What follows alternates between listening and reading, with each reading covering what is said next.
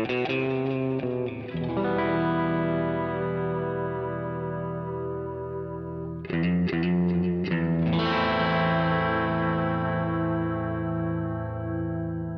listening to Mark of the Maker.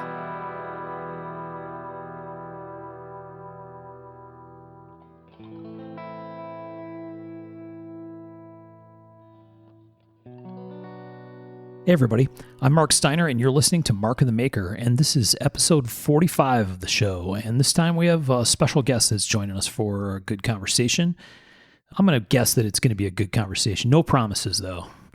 But we'll have a good conversation and fun chat with a friend of ours, and I think you'll enjoy it. So let's make sure we have our normal panel here. We have Mr. Tom Crine with us.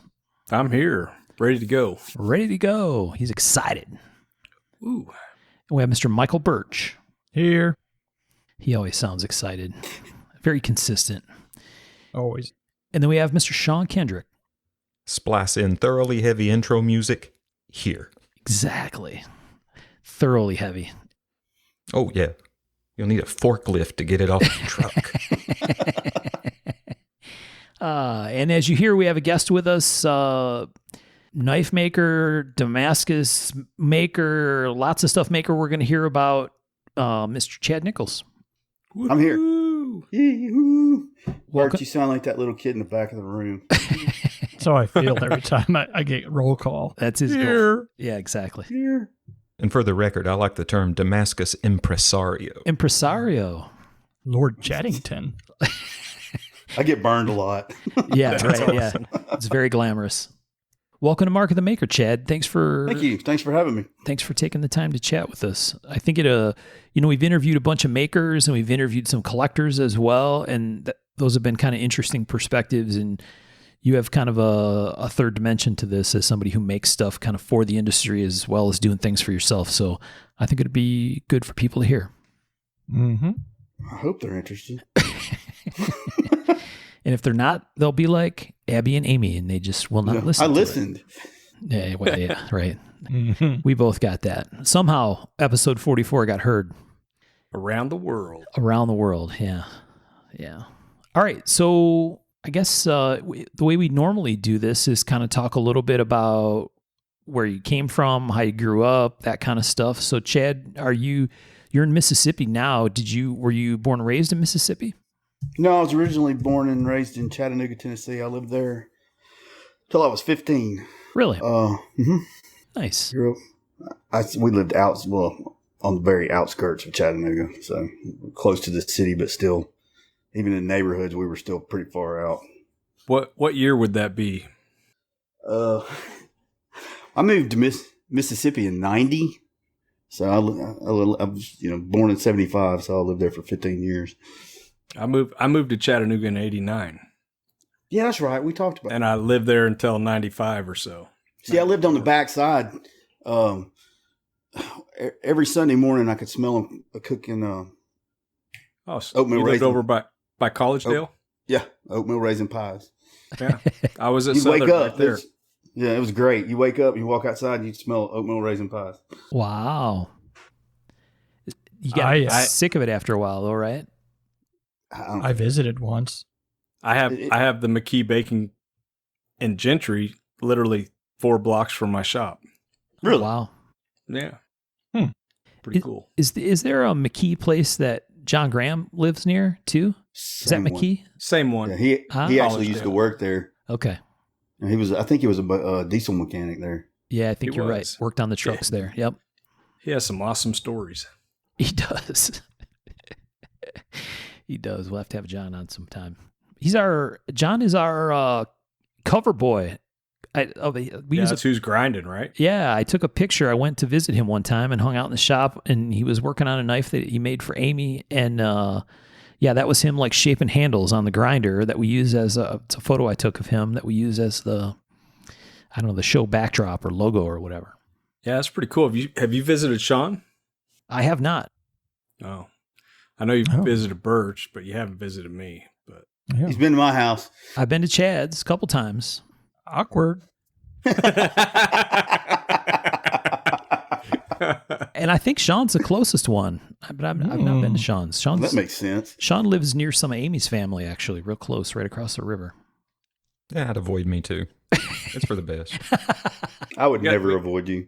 We got to have you guys down sometime when this Yeah. COVID is over. Poor life choices. 2024. We're in it. 2024. Yeah, there you go. So Chad, what was it like there? Did you have like the woods? Was it more? Oh well, I grew up in a neighborhood, but wasn't like these neighborhoods now. I mean, like my backyard, there was acres and acres of woods behind it between the next road. Yeah, we grew up playing in the woods, you know, shooting squirrels and playing with knives, you know, that's probably where the knife started. My dad actually made a knife one time. He made a bowie out of this was before I was born, out of like one of those big old sawmill blades. Now I know it was probably made out of like 15N20 or L6 or something like that. But I carried that thing around forever. And then when I wasn't carrying one of his K-bars. So Awesome. That's pretty awesome. It sounded like you started to say stole and then moved on to borrowed exclusively. You hear like it was stole and then you moved on. I was like, hold up now. But you know how it is. It's like, don't touch that, son. That's mine. And then you get it, and he notices you carry it everywhere you go, and he's kind of like, Yeah. I mean, if it hasn't happened yet, yeah. Well, it hasn't happened. I totally understand. Yeah. Yeah. I've got rifles that have gone missing. I'm like, where the hell's that damn gun? And then I go up in Cole's room, and there it is. I'm like, shit. What's how did your dad come to make a knife, Chad? You know, I don't know. To be honest, that's crazy, but I've never asked him. I just remember that knife. He's still got it somewhere. And because he made the wood handles and he didn't glue them on. He used electrical tape Oh, really? to hold them together. Wow. I put that knife through hell. I mean, you know, we was outside chopping 3 and 4 inch trees down with those knives. So you're saying electrical tape is a viable option? Is that what you're saying? Because that's what I'm hearing. I mean, yeah. I mean, why not? You know, Yeah. Epoxy, Tactical. Corby bolts, electrical tape. They're all on the list. whatever you got. You know, I like it. Nice.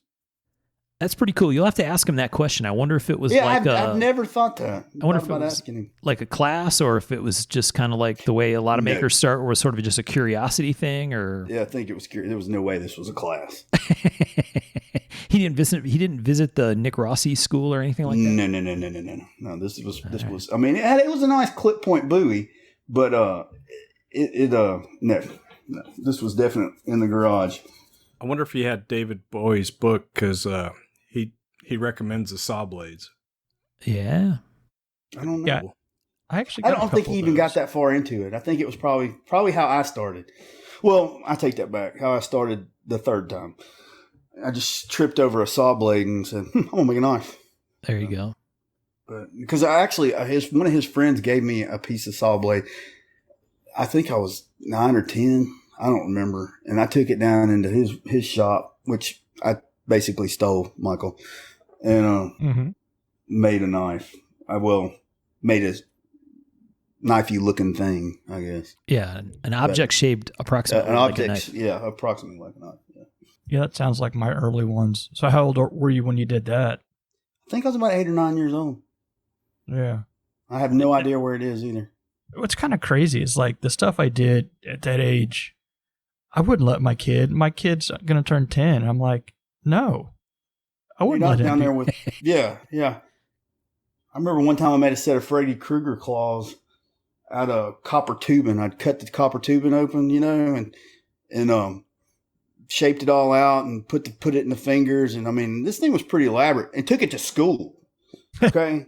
Instead of my teachers, like, you know, like today, they would have called my parents and I'd have been in therapy for 6 months. Right. They were just like, oh my God, I can't believe you did that. You know, Yeah. because I had soldered them all together. I was maybe 11. Nice. Wow. That's cool. Yeah. I wish I had those too. But Well, I've told on here before that my science teacher was the one who introduced me to cold steel knives. He showed me a Trailmaster. During class, he was like, "Hey, come check this out." I'm like, oh, Nice. Yeah, it used to be a lot better. I used to carve on recess in 8th grade. I'd take my knife and turn it into the teacher, and he'd give it to me at recess. How crazy is that? I didn't even have to turn mine in. I just had mine in my pocket. Well, I always had a pocket knife too, but yeah. Yeah. Yeah, it is kind of crazy. You know, Good but day. Birch Good got old out, days. invited out to the parking lot to the van. Hey, man, yeah, come here, check this out. got a buoy. I So- hope that wasn't a repressed memory that just pops up tonight. Yeah. You wake up Because all that screaming. therapy. Exactly. So what did your dad or your family have some kind of shop where you had access to tools to be able to do that kind of stuff, or just a regular garage thing? Or It was basically a bench grinder. Is the only thing he ever had metalworking wise. Okay. I mean, and like tin snips. And I actually still have the set of tin snips. That's I have an emotional attachment to tools. yeah, I have a hammer that's in the shop and it's in a drawer in here, and I've threatened to kill anybody that touches it because stuff disappears around here. I'm like, you touch this, I'll kill you. But it was my granddad's hammer, and then it was my dad's hammer, and then my dad gave it to me. So I don't. Is that the same hammer that your boy was trying to hammer nails in and had me hold the nails when he was just a little kid? No. What was it? I thought he wanted you to drill something. No, he wanted me to hold the nails while he hammered, and he was probably 3 or 4. I was like, Yeah, he was 5. He was 5 now. That's been 11 years ago. yeah. I looked up the other day. That's, Wow. See, 11 years this November. Yeah, when you said he was 16, I was like, nope, that's not right. Yeah. it goes by Girl- fast, man. You ain't kidding. So you said the third time you tried to make a knife, you used a saw blade. So walk us through your Okay, attempts this- at making a knife. The first time I was like 8 or 9 years old. And then the second time I had just gotten out of school at Mississippi State, and I was kind of the same thing kind of happened. I was just in the back. I had I had no garage. This house was just my first house. It was super little. I basically built me a little workbench on the back patio, the whopping 4 by 6 foot back patio. Okay. And I had to leave room for the door too. So it was not a big bench. And I sat out there with a draw file and made, a little Skinner. And then, just out of boredom, and didn't even think anything about it. When I met Sonya, got married, moved out here, I built that first shop, the forging shop.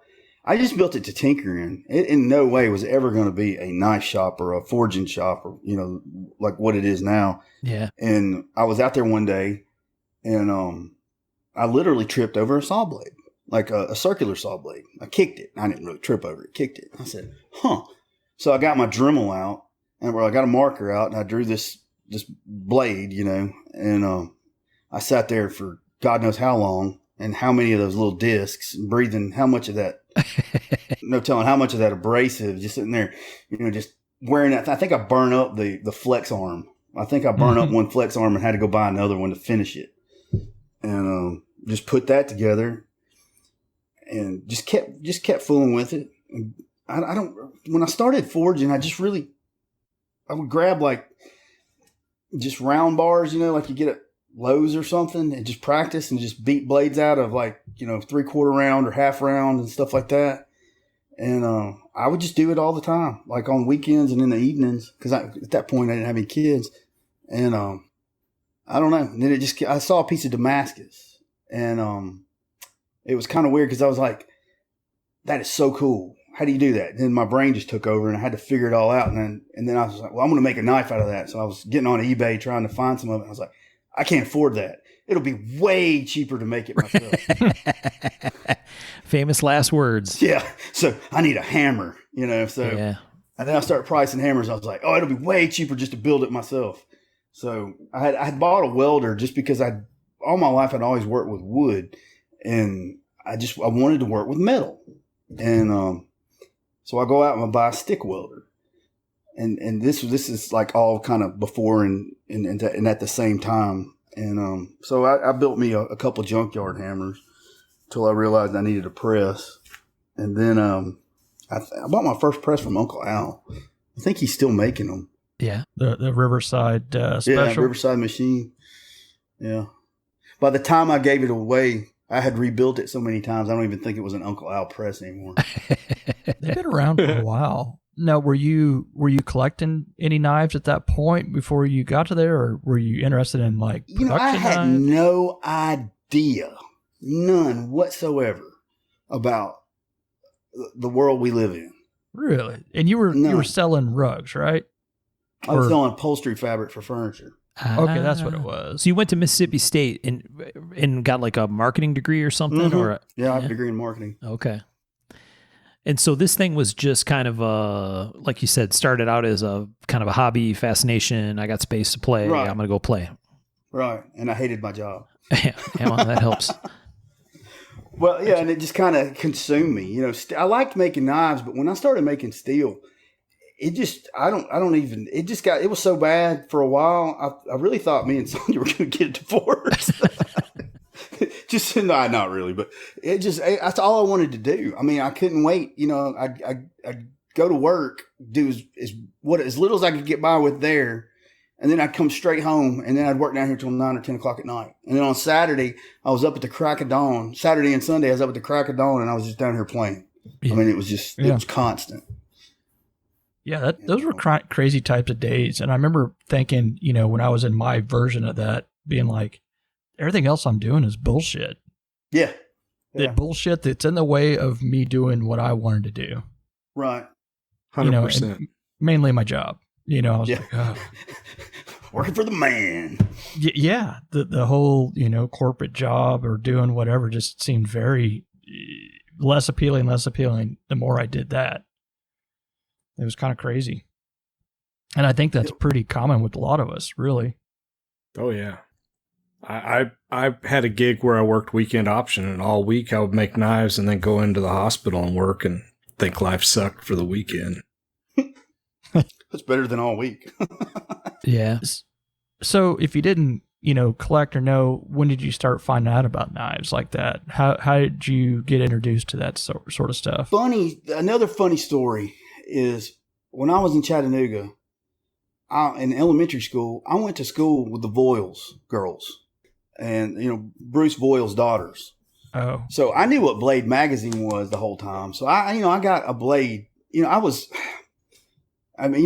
course, Rambo, I think 90% of us, especially close to our age group, Rambo knives were, all the Lyle knives were big influences.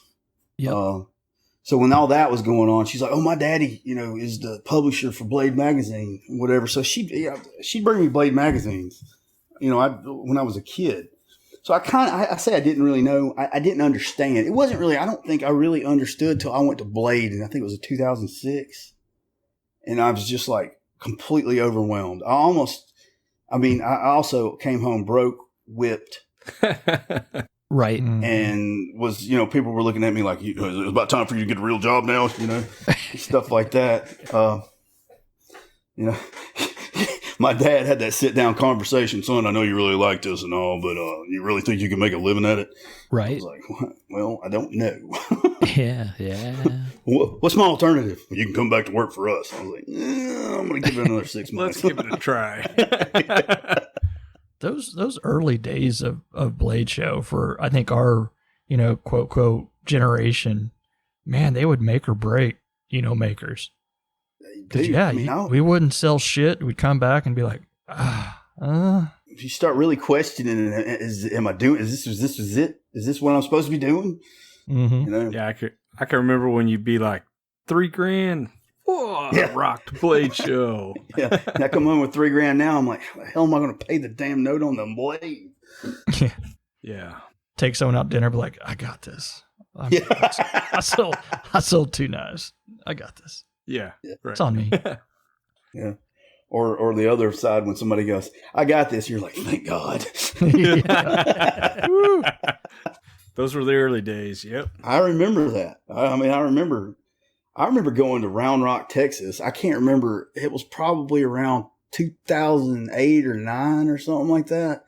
And diesel, while I was there, went from $3.75 a gallon to $4.95 a gallon. And I had made a whopping $350. So my truck held 25 gallons. And it took 2 tanks to get home. Yeah, there you go. Oops.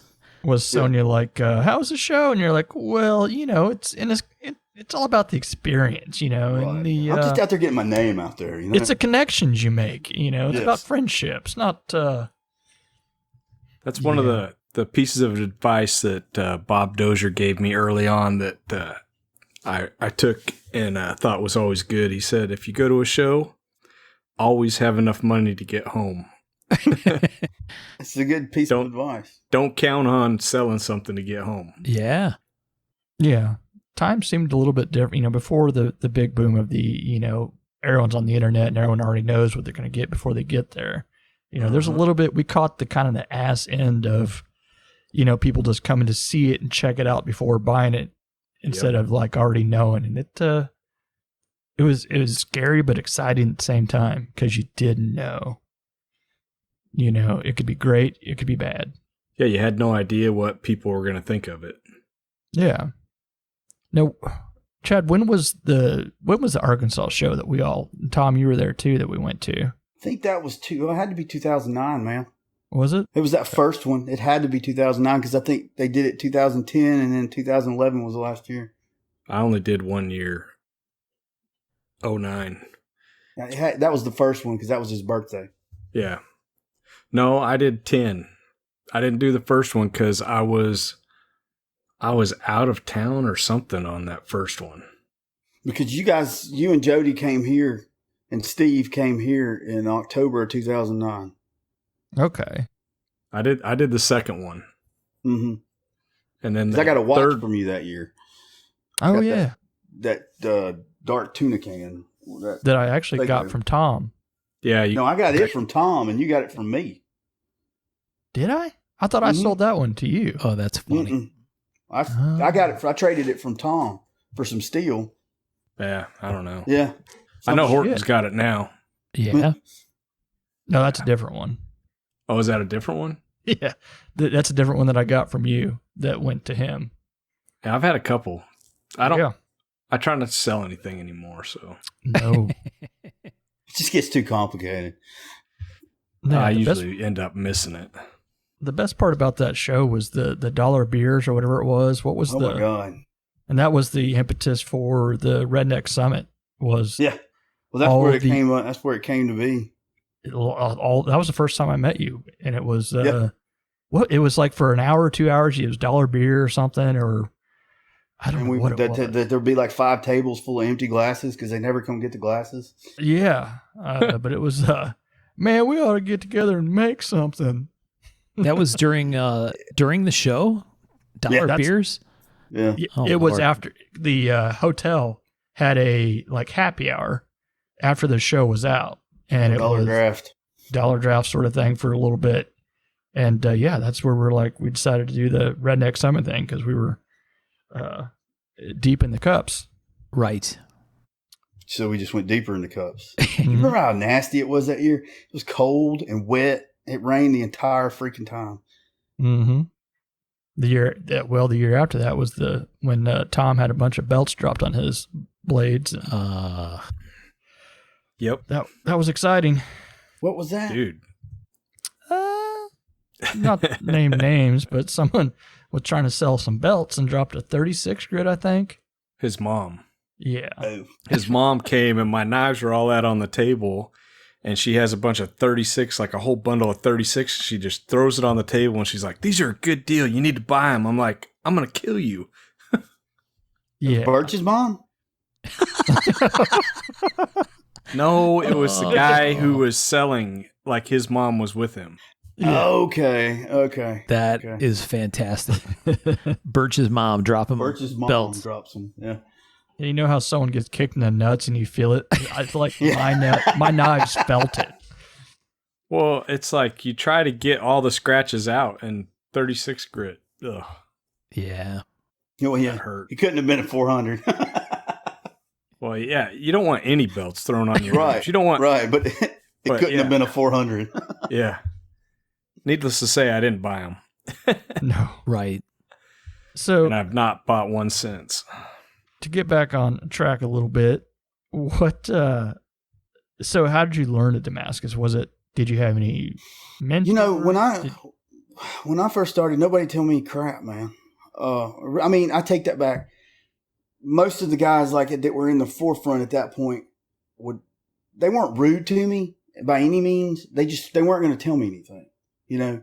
And I wasn't asking. like, I wasn't asking, well, how do you do this? I would always start off, well, I did this and it did this, but I was going for this. I wasn't just asking for free information. I was like wanting a little bit of guidance. Does that make sense? Help me, I'm doing the work here.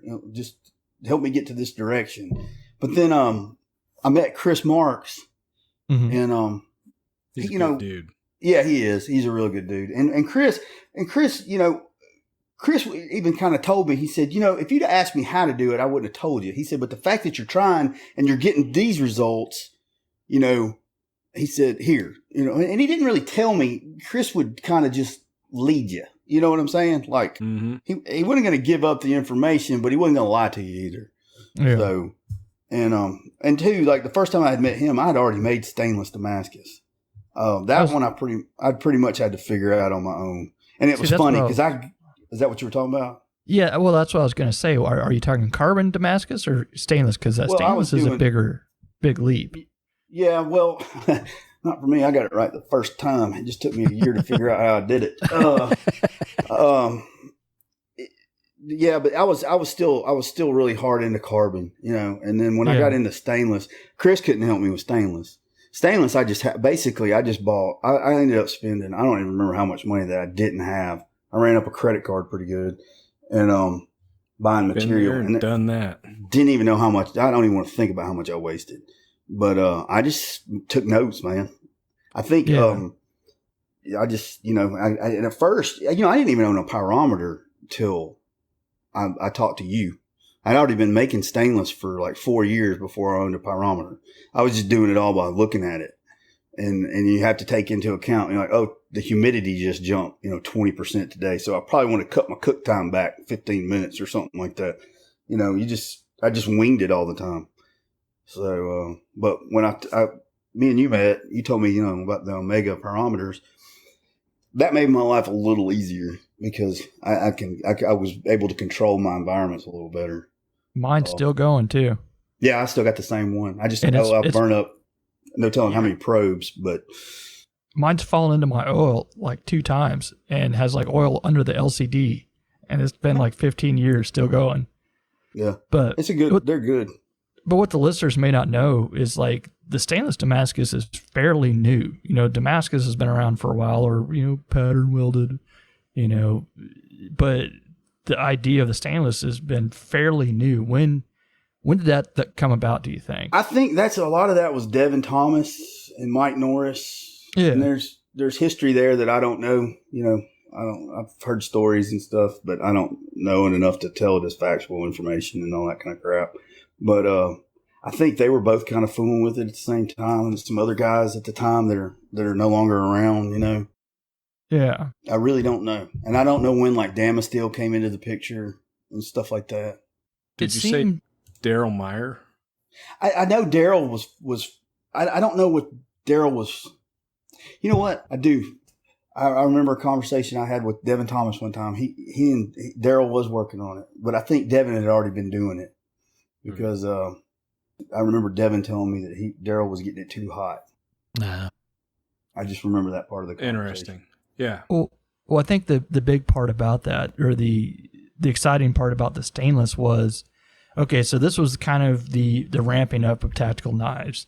And people weren't big on carbon Damascus because, I'm out in the field, it's going to rust on me while I'm operating, or whatever people had in their minds. Right. So bringing stainless Damascus into a quote unquote tactical knife was a big, big thing, It opened up windows, a lot of windows, or a lot of doors, whatever you want to call it. I think it's more that people are just lazy and don't want to take care of it. And I'm right there. Well, I mean, you can call it what you want. No, for sure. There was, yeah. Let's just be honest. There was a long time I wouldn't buy a carbon Damascus knife or a carbon bladed knife at all, just because I didn't want to deal with it. Right. Well, you've got to take, it's a it's a commitment, you got to take care of it. Right. You got to check on it, Yep. So, and even stainless Damascus.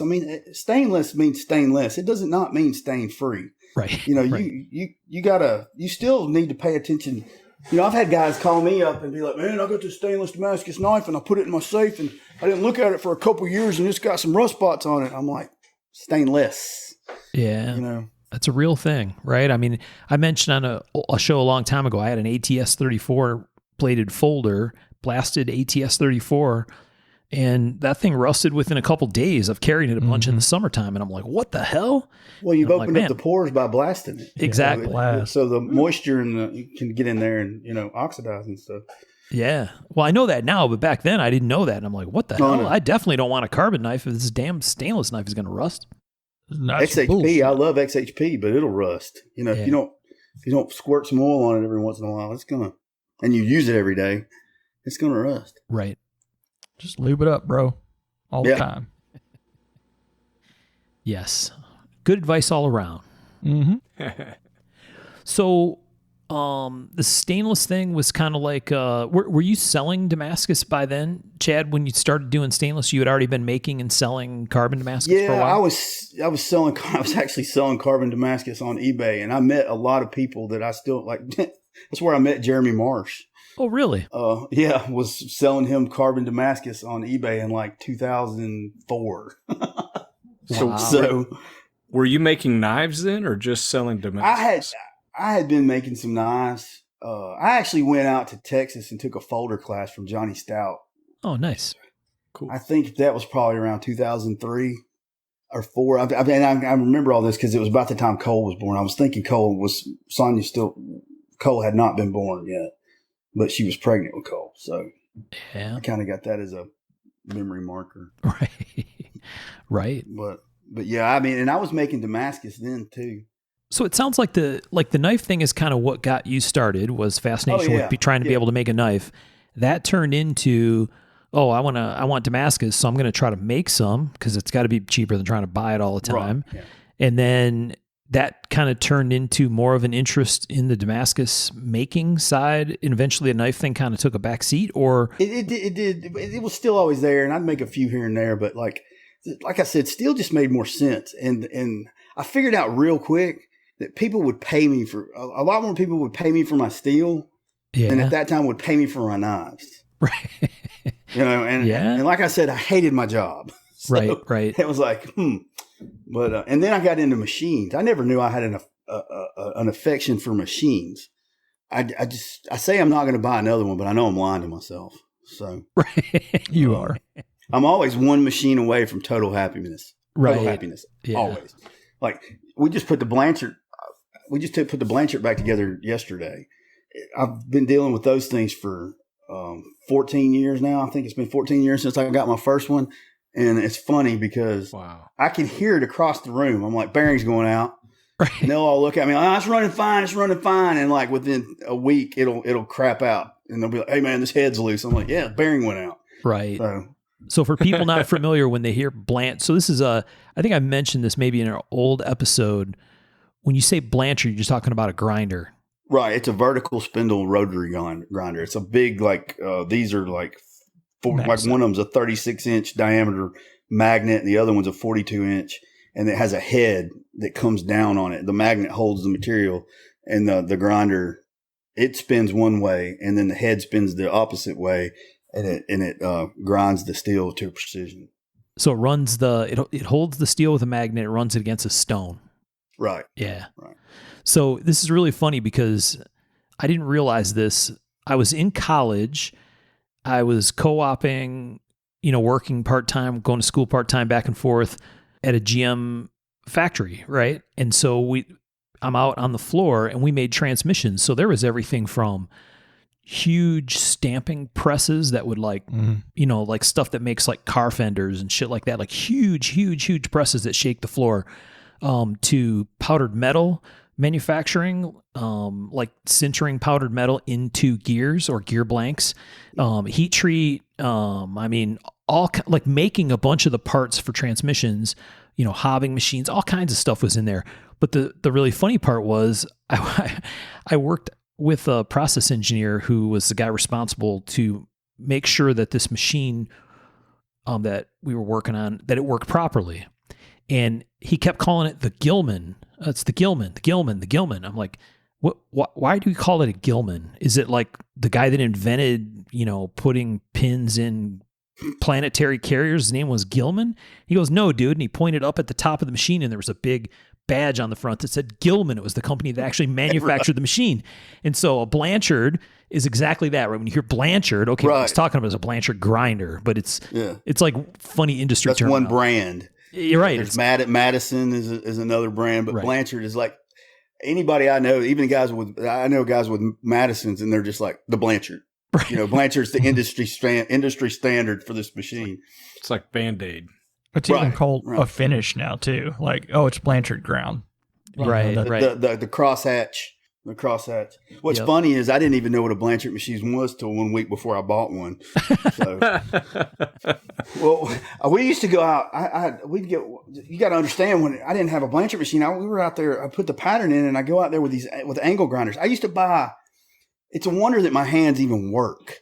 I used to buy Harbor Freight 9-inch angle grinders by the case because they burn up, and it was still cheaper than buying, because I figured out real quick, DeWalt's and Milwaukee's would burn up just as fast doing this. So just buy the cheap ones, and when they burn up, you just throw them away. But we'd sit out there and I put it in a vise each bar, and I grind off all the high spots, and get all the scale off and all that, and then I would take it, put it back in the forge, and I had flattening dies, and I'd flatten it out the best I could. Then I'd put it on I still have it, that green hydraulic X-axis surface grinder. Yeah. And I didn't even have it on belts then. I had it on stones. And then I'd have to stone it. It used to take me, God, it would take me all week to make 10 bars of steel. Yeah. It wasn't making the steel, it was to get it cleaned up after it was annealed and everything. So when some guy, I forget who it was, some guy, he goes, you need a Blanchard grinder. And I went, huh. So he said, well, come up. I forget where I even met him, but he actually has a neat business. He has a mini foundry. It's about 45 minutes from here. And he does like a lost, it's like, he's got, I don't know, he does big like bronze investment cast. No, he mixes it. Most of his is like a non-magnetic nickel alloy. It's for dredge pumps. Oh, really? So they won't corrode and all that stuff. But anyway, he brought me up there, and he was trying to sell me this 1932 Blanchard grinder. And I didn't know crap about Blanchard grinders. I didn't even know what one was before he told me, So I'm looking at this thing, and this thing, it didn't even have the one I has a motor on top. This one didn't have a motor on top. It was driven by a leather belt from a motor on the bottom. So this was super old. And because one of mine's from 1947 and the other one's from 1948. Yeah. So they're 70 something years old already. But they're funny machines. They're it's like when I got a Blanchard, I thought I didn't know what to do for 2 or 3 weeks, because I was just on cloud nine. I was like, and my hands actually quit vibrating after that too for a little while. What do I do with all my extra time? Well, I made more steel. Yeah. Yeah, we've talked about that before on the show, right? A lot of the equipment that you guys use for stuff, whether it's pantographs or Blanchard grinder or even things like mills and lathes and other stuff, especially the manual control equipment stuff, right?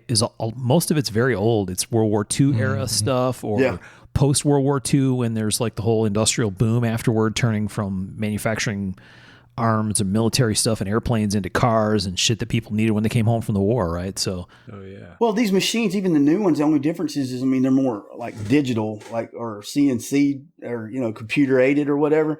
I don't need that, and these things are so easy to work on once you figure them out. Right. It's like the first time I had to take that thing apart, it took me 4 days to pull the stator out.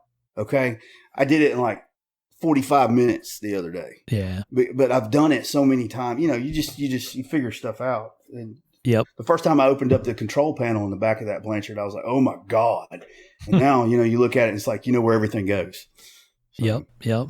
No, that's that factory job thing I talked about.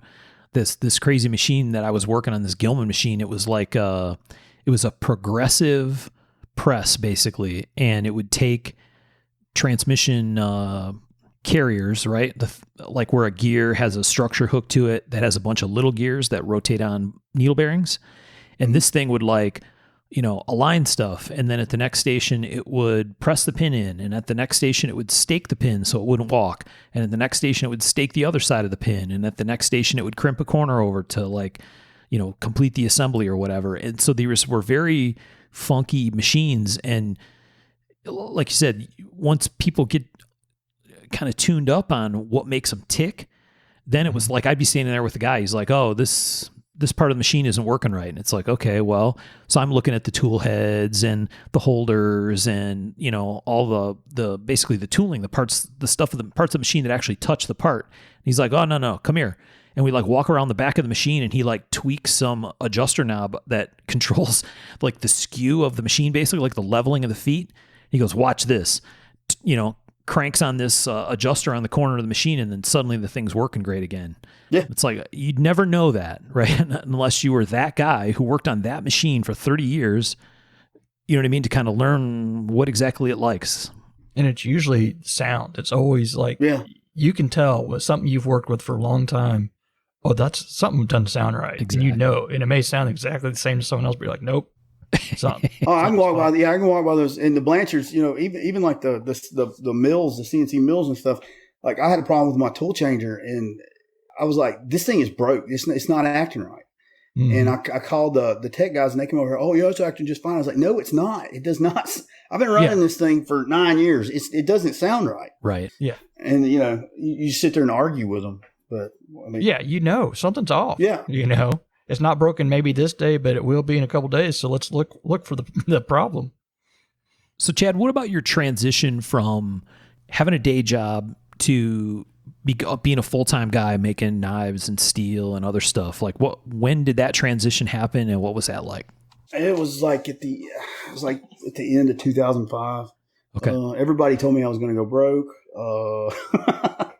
I mean, seriously, everybody, they were like, are you sure you know what you're doing?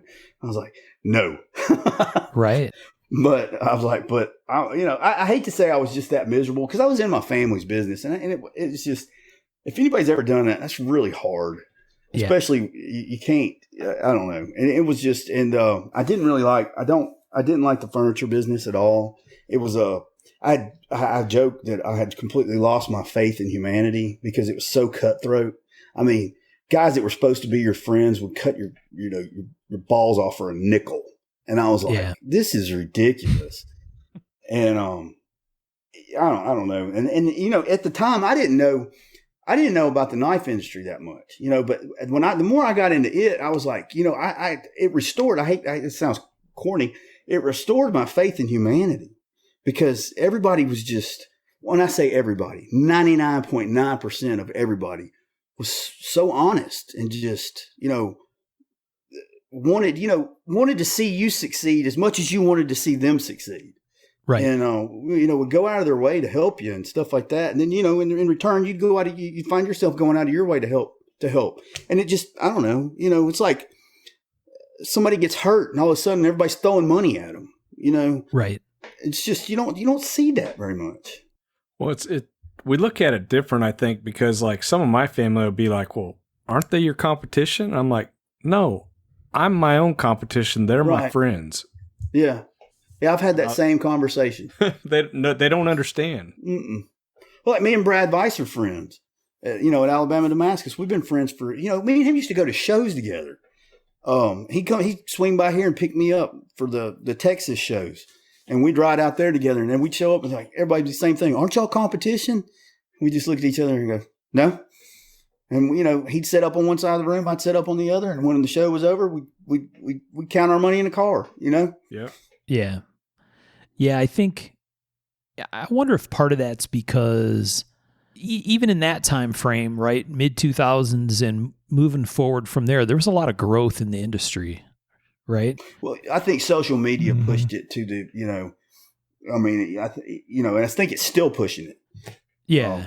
For sure. You had people when Instagram and Facebook started coming into the picture. Before that we had the knife forums, right? And and we were still just a closed off. We were I don't like the word niche, but we were over here kind of doing our thing, and then people would see. People would still find it, Right. But I think especially when Instagram got hot, it just, I mean, people were finding it like, you know, oh my God, I had no idea this world existed, you know, and, which is good and bad, but I think it's easier to be friends with your, I'm going to use air quote, competitors when there's lots to eat at the table. You know what I mean? Like when there's that much business, or as long as things are on the growth side, then I think it's a lot easier. I think if we had a real contraction, we had a contraction in the whole knife scene over, you know, a few years ago or a couple years ago, but not to the point that it necessarily weeded out a whole bunch of makers. You know what I mean? It was more on the secondary side of things that there was,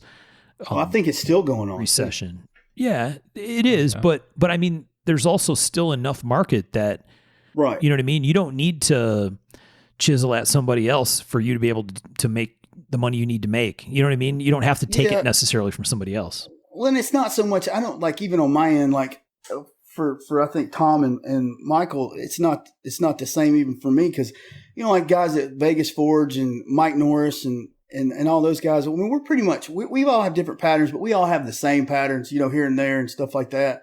You know, even though I still don't look at us as competition. It's just, I still think the knife maker and the collector are just going to buy from who they want to buy from. It's, you know, it's not like you have like the cola, I guess a bad analogy or whatever, like the cola wars or something like that, right, where you're bombarding people with advertisement all the time, trying to get that dollar. I just don't see it ever, even for the, you know, especially for the knife makers. I just don't see that ever being that way, I guess. Well, I'm prepared for it. When it happens, I'm ready to take Tom out. What? Hey, wait. You make a lot of knives, buddy. That's a big red flag. Oh, boy. Yep. I started doing this podcast with him so I could learn more about the inside of his business. Mark's got got all your numbers. I know how to take your shit out when it gets tight, pal. Mm-hmm. Shit goes down. Damn. Coming for you. Birch, he's cutthroat. No, I just don't see it like that. I don't know. And that's why I like it. That's why even though when I get, you know, frustrated and mad and I'm like, or get burnt out, I'm like, you know, I could have a real job. I should just be thankful for what I got and, you know, get to be around the people and hang out and talk to the people I get to talk to. So, and I don't get to talk. I talk to Tom more and I talk to Birch more. And it's just like, it's like we've gotten so busy, stays busy all the time. And I guess with kids and all that, it just seems like there's less time in a day. Yeah. So I haven't talked to you in forever. And I know. I was thinking about that today when I was getting ready for this. I'm like, I'm kind of sad about that. It's been a long ass time. Well, we used to talk, I think, about once a week. Yeah, just about stupid shit. Yeah. Now we're all grown up and, like I said, kids and busy and fucking grown ups. Yeah. Well, mine's driving, so. Yeah. You got a DD. Yeah, there you go. Yeah, I do. I think Chad's confident in you guys not becoming competitors because he knows Birch isn't going to make 40 fixed blades a week. No. That ain't going to happen. Now, Unless Tom, on the other hand, I'm watching it close. Now, you should see, like, the other day, they're on their way back from heat treat now. I was sitting in the office, and I was like, I was just bored, and I was like, I'm going to make a sword. So I was like, I got a lathe, I got a turning center, I got machining centers, make a sword. So I drew this sword up, and I was like, Les, help me, because I'm still not good with the solid work. But Les lives a half mile down the road, so I just called Les. I'm like, what are you doing? He's like, nothing. I was like, I want to make a sword. He goes, all right. So he comes over here and we draw, or I had drawn the sword, so we 3D'd it and modeled it. So like 2 days later, now that Chris has got the water jet sitting here, you get an idea. You can be like from idea to, as long as you have the material, to implementation within 36 hours. Yeah, that's awesome. So, well, that way you can't talk yourself out of it. Before you realize what a bad idea it is. What a bad idea. Yeah. But anyway, so I've made about, I think I made like 17 swords. Wow. And yeah, I'm looking forward to them. That's going to be cool. Well, I'm really excited. You know, I don't know. How big are these swords?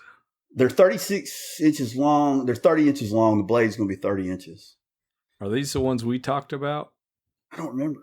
They're made out of 3V. I machined them out of 3V. I'm going to have them Cerakoted black. Is this top secret or? No, I don't care. They the lightsaber ones? Oh yeah. They're gonna have the lightsaber style handles. Yeah, that sounds so cool. I was totally geeking out. I asked Les. I was talking to Les, and I was like, "You think I ought to make like some of the blades blue and red and orange and all that kind of stuff?" He goes, "No." Sometimes you got to say thank God for less. Yeah. Talking to you But I off the bought it. edge. These are S30 or not S30. I'm sorry, 3V, and I bought a sheet of S7, Ooh. and I want to shorten it. After I made these, the blade needs to be 4 inches shorter. So I'm thinking I was going to make these and see if I can sell them before I dive in and make 15 more. But Probably I a don't good know why. idea. It's never stopped me before, but That just the cost of the steel on those things is significant.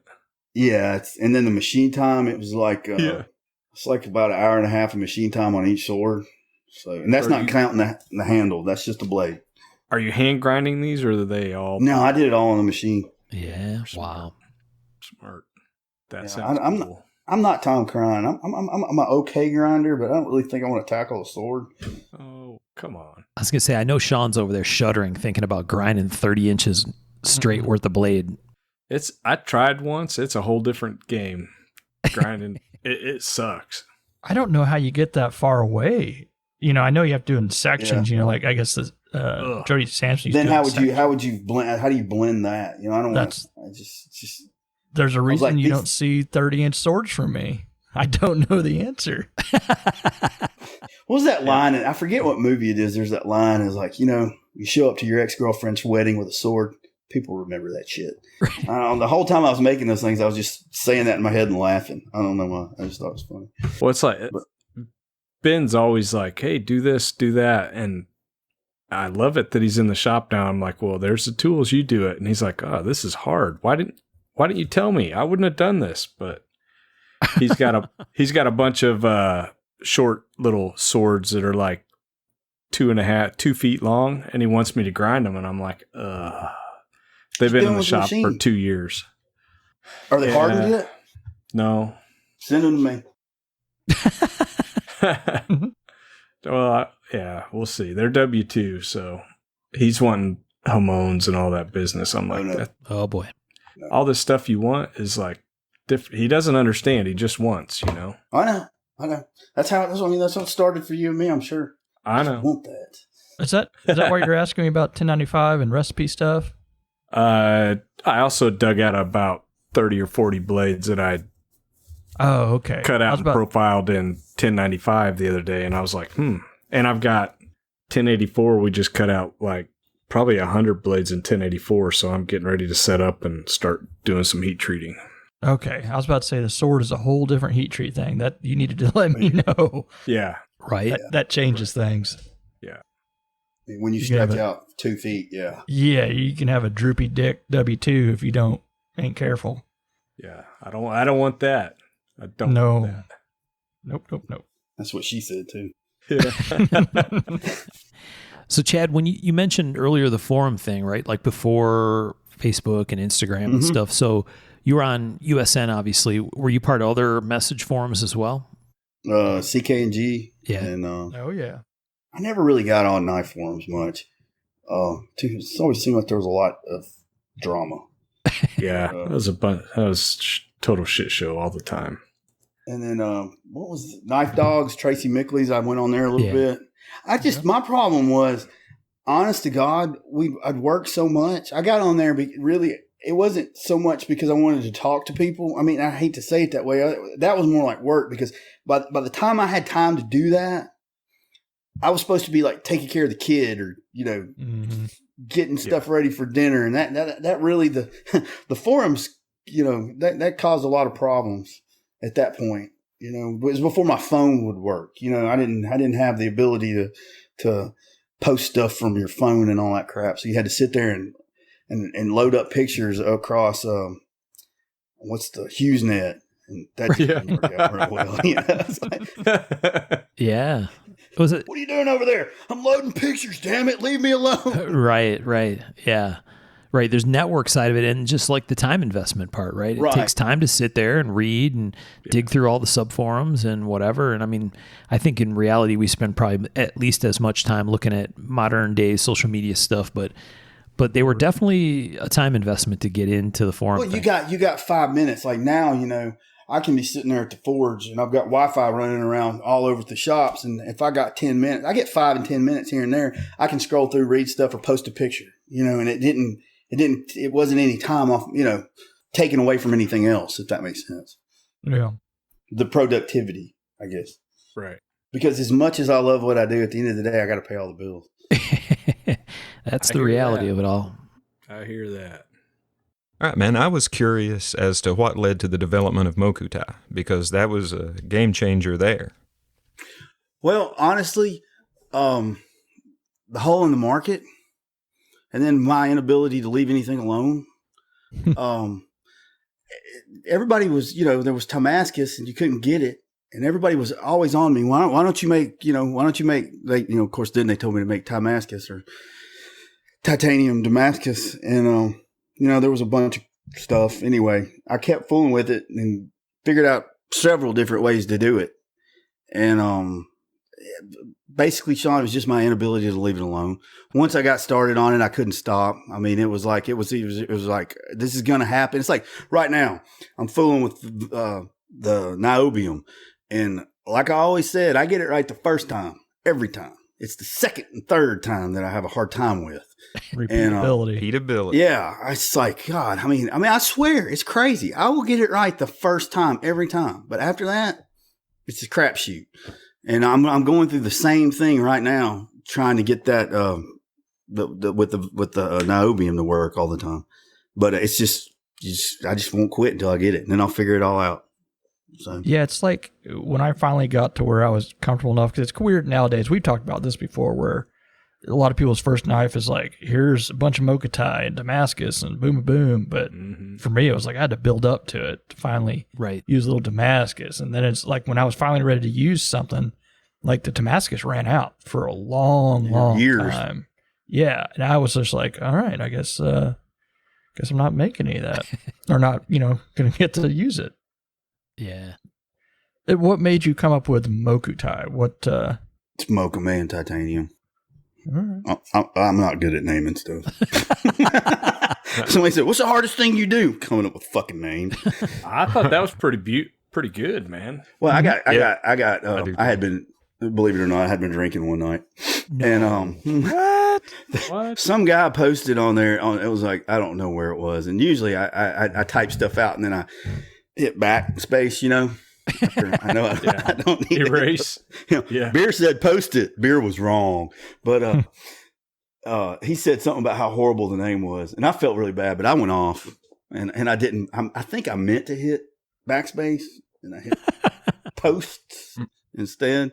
But no, I'm glad you said that, Tom, because I've always kind of thought it was a half-ass name. But It tells me exactly what it is. Yeah. Yeah. Well, it's almost become like Kleenex, or it's. yeah, but it's it's almost been 10 years. It's been that was 2011, so it's almost been a decade.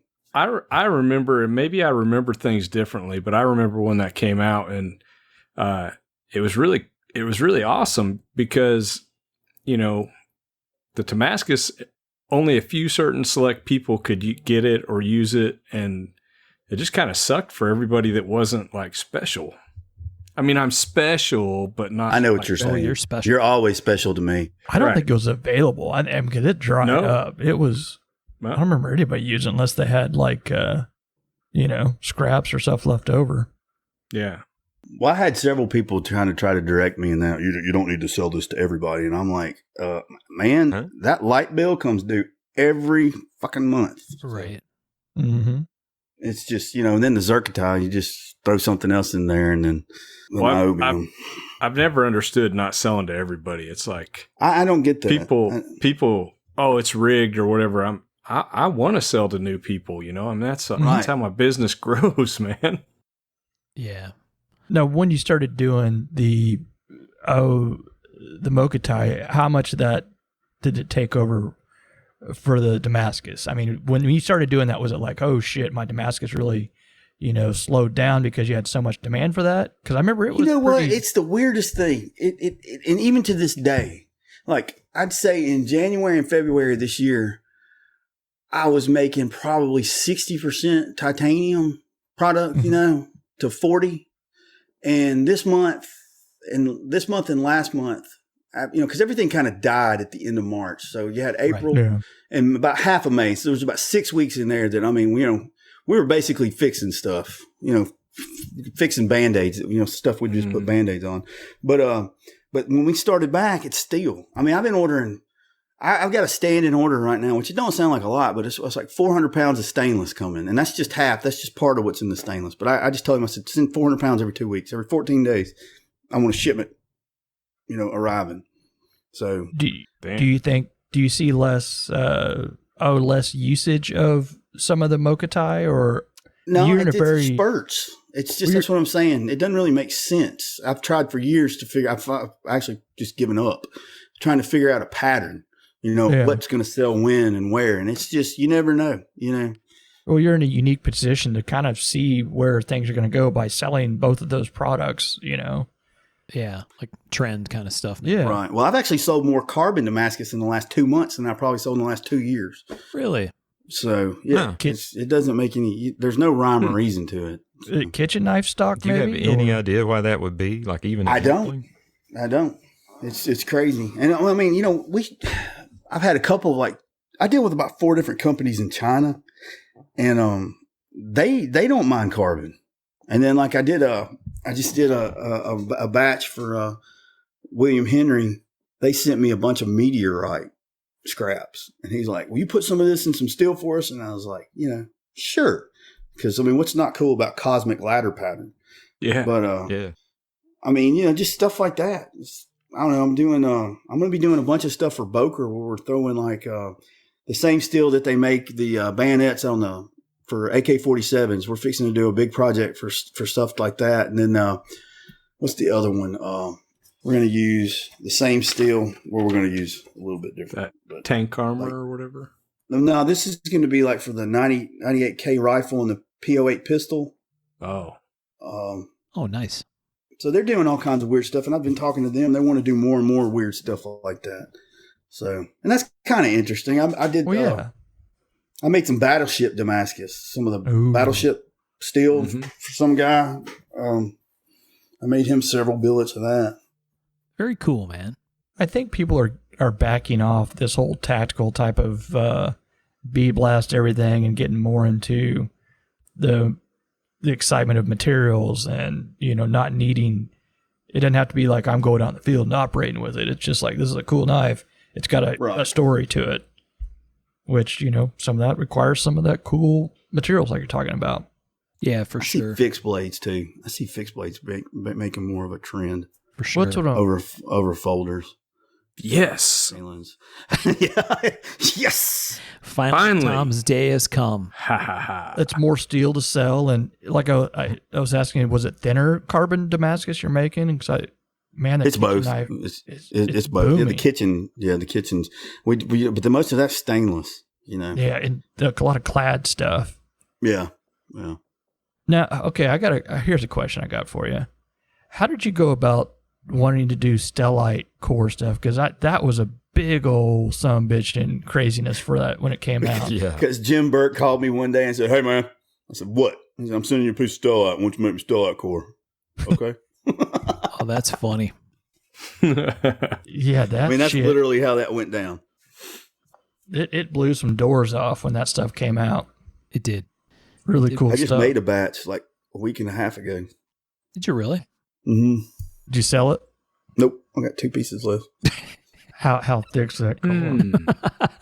I made it. It's pretty thick and it's straight because it's no pattern. I just rolled it. So. Ooh. How about we talk after the podcast?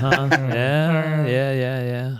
That's funny. So, like you said, it just kind of comes and goes. So how do you figure out what to make, Chad? You just kind of like, okay, we got a bunch of stuff stacked up and I'm getting a bunch of calls. I better start making X, Y, Z, whatever. Our website, we do a lot on our website, and I have these cubbies, and I just go through, and I got a kid that comes in about every day part-time, and he does all the computer work, and he does a lot of just grunt work, wherever we need him, that morning. And but his job, part of his job is the first thing he does is he comes in and he takes like a quick look inventory.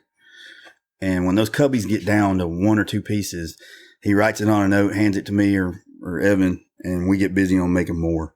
And I just try to keep it all in stock all the time. I think that's probably like a big part of our success is I've always tried to keep stock. I don't always want, I'll make you stuff to order, but I try to keep a lot of stock. Right. Because, it's hard. Well, it is, but people want instant gratification. I mean, nobody wants to wait. I don't. Waiting's So I've bullshit. tried to make it where you can, waiting's just a waste of fucking time. Well, and yeah. And sometimes knife makers aren't great planners. What? And so, so the ability, I mean, that Blasphemy. I mean, that becomes an attribute for your business, basically, right? If you can have stuff ready, so where someone's like, "Oh shit, dude, blade shows in 2 weeks. I need a bar of this and a bar of that," or maybe less than 2 weeks. I was going to say blade shows in 72 hours. What have you got? But the fact that you have it kind of helps you become the go-to guy for people, right? Yeah. No, that makes sense. Mine's usually that I have an idea in my head and it needs a certain pattern, and I don't want to be like, when's that going to come around? Because I want to do that now. I want to drop everything I'm doing. And my impetuous nature says, make that one thing now. Yeah. But I get that. I try to ignore it, but I get nope, you can't. I can't. I have can't. to. If I don't, if I do, there's like 3 other guys standing around going, "What do you want us to do?" I'm like, "No, nothing. Just leave me alone. do your job. Do something. I want to make a sword. Get less down here. Make a sword. I'm also making hollow handled Bowie knives. Because Rambo. We just had a conversation about hollow handled knives. Yeah. Integral or no? There'll be 3 pieces before guard, blade, and handle and butt cap.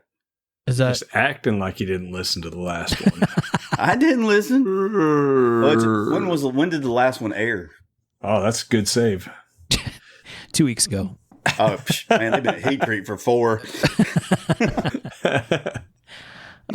Too funny. Yeah, Tom's been talking about doing an integral with a cap, like an all one piece kind of thing. A la Chris Reeves. You know what's funny is all the Lyle knife parts are about 15 miles up the road here, and it's sitting in a warehouse. Yeah. I'd always heard stories about that, and For real? yeah, honest, Les has seen them. I got pictures of them. I couldn't go with him that day. It made me sick. I had to go do some personal stuff that I couldn't get out of. And Les is like, "I'm gonna go look at them." And he went up there. He said, "Man, they got the Lyle stamps are up there. Parts of the mission knives are laying around. A bunch of daggers. Wow. Folder parts. His old Lyle's button lock folder. I don't see. Speaking of that, I don't ever see those anymore. It seems like you'd see those, and I don't even see them anymore. But yeah, all those parts are sitting up there, and the guy thinks he's sitting on me and Les basically were going to buy them so they wouldn't end up in a flea market, and they're probably going to end up in a flea market. So what about I assume you made Mokame before you made Mokutai. That was like an earlier. I started making Mokame, a few years before. Yeah, and it's still harder to make than Mokutai. Yeah. Well, I've gotten a lot better at it, but it can it's one of those things. It's either, if the first one don't work, I stop.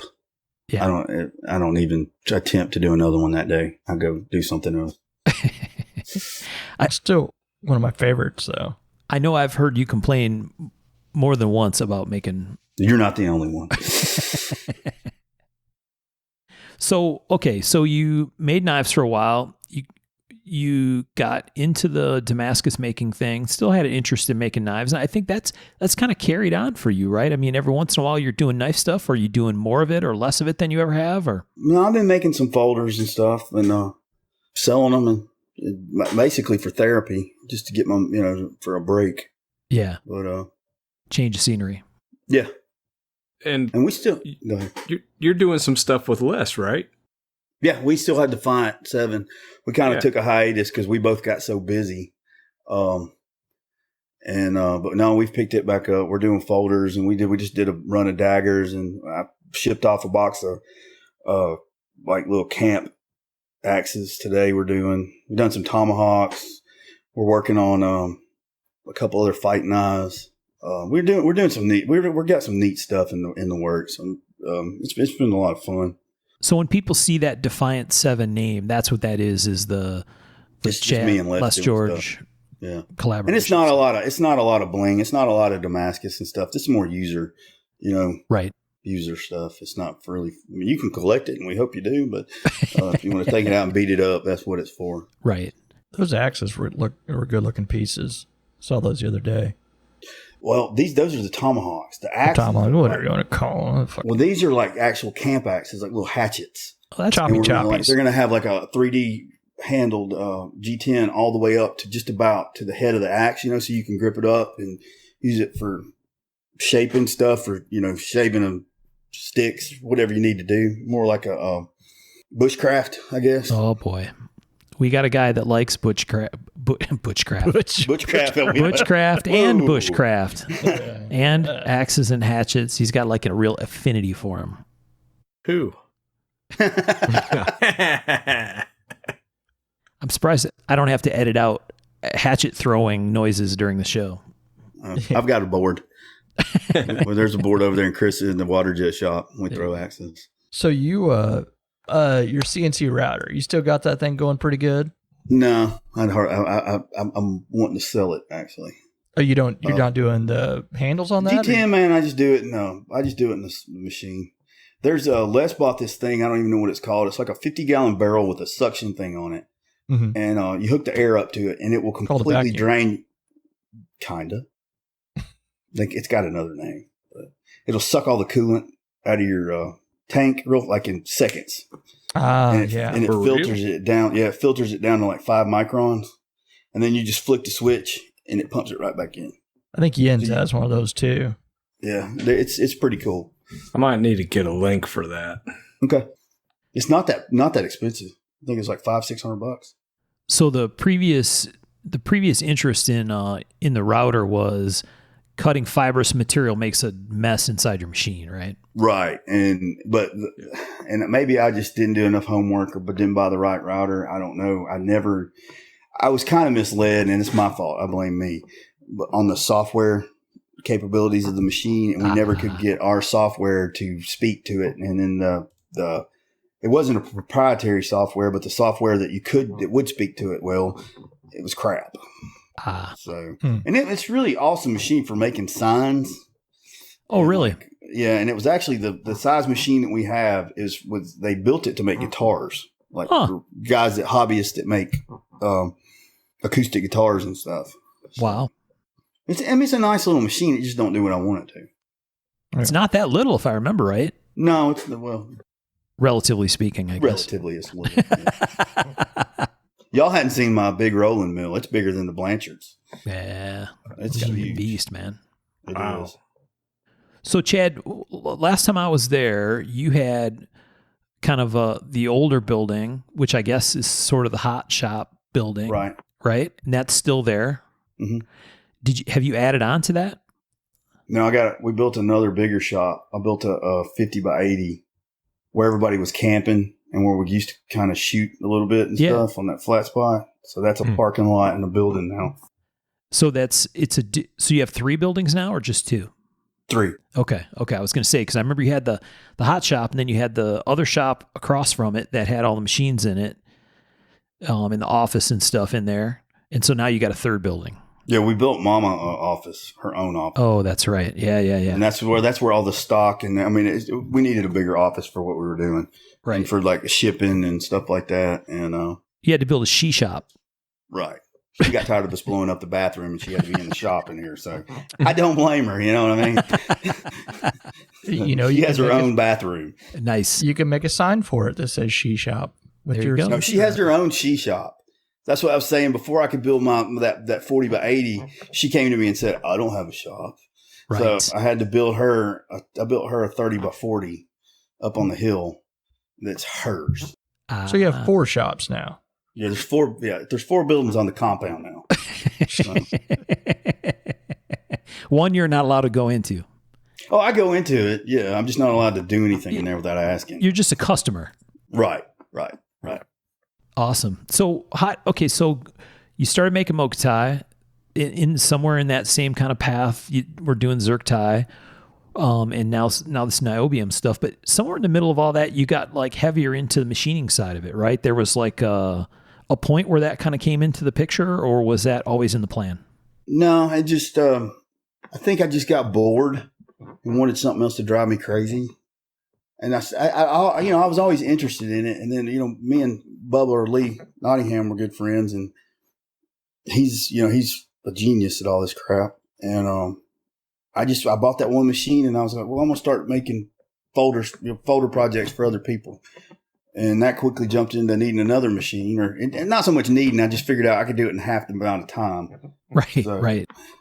We did that, and then it turned out those machines have been like a godsend for making dies. All these other forging shops or Damascus shops that I know of have to pay people to make their dies. Well, CNC work's not cheap.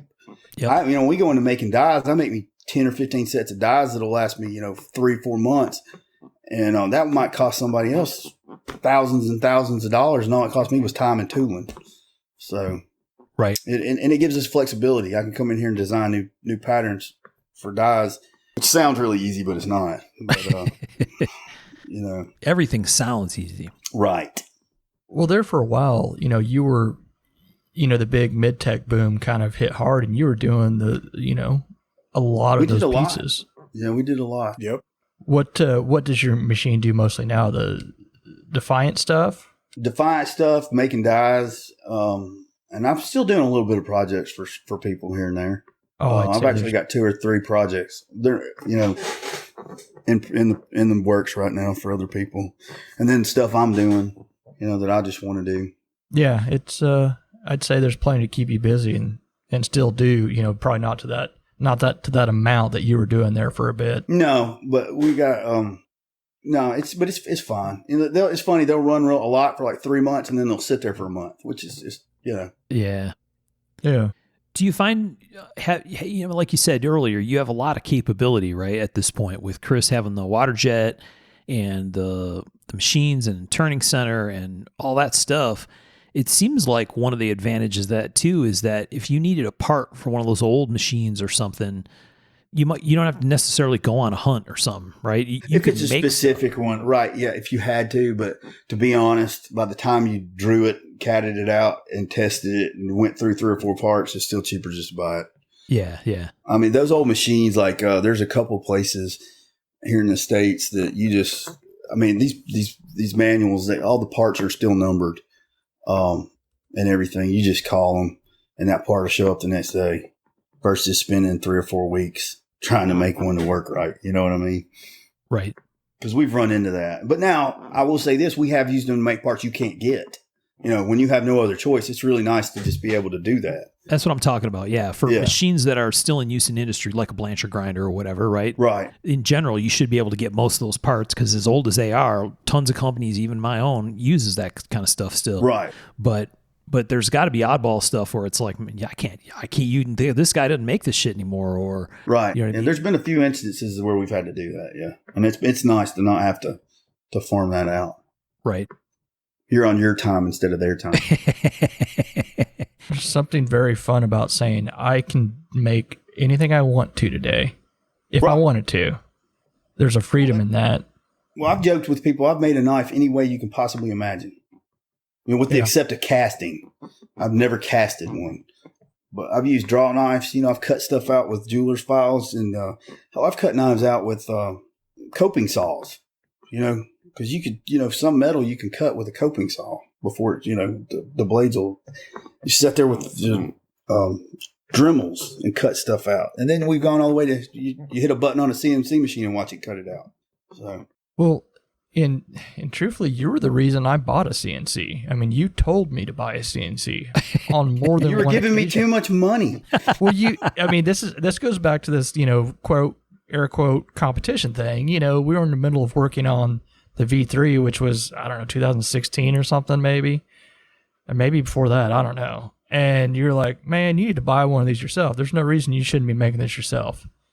And I was like, well, But then you told me something that stuck with me for a long time. And you're like, a CNC payment is like a truck payment. And he's like, has your truck ever made you any damn money? And I'm like, no, it hasn't. Well, I'm glad I said something insightful.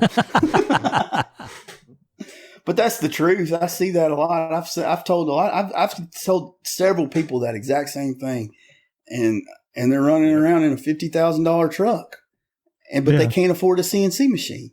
And I just look at them. I'm like, okay. Well, I am gonna say it is a little bit more expensive than just the payment because it's true. Well, yeah. That's true. Yeah. So you buy the machine and it's $10,000 on top of that just to get started. Yeah. Mm-hmm. Hey. I thought mills were bad.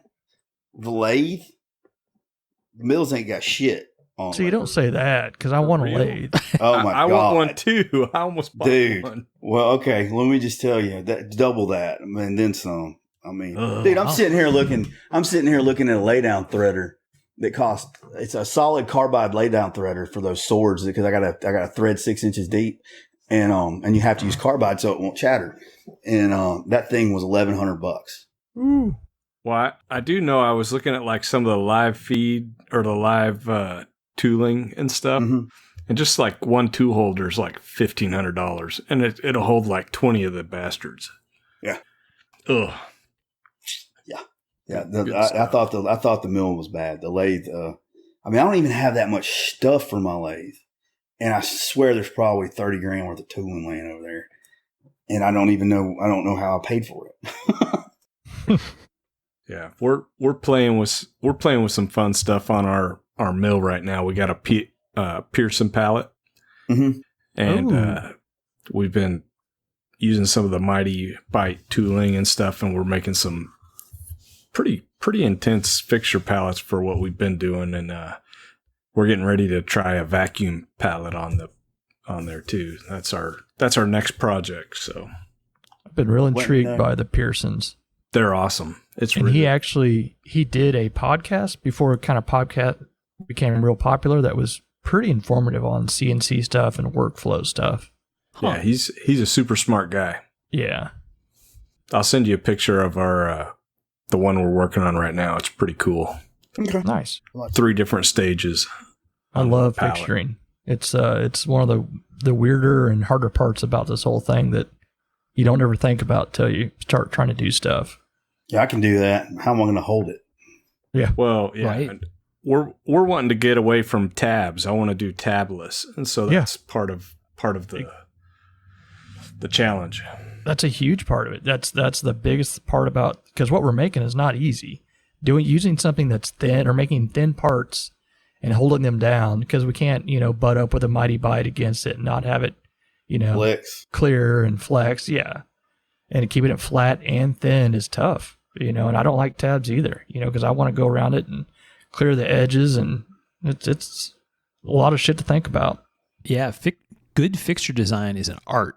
Mm-hmm. Absolutely. Right? I mean, we have people there's like a department of people that's their job. That's their job. Exactly. It's all they do is think about and work out and design fixtures.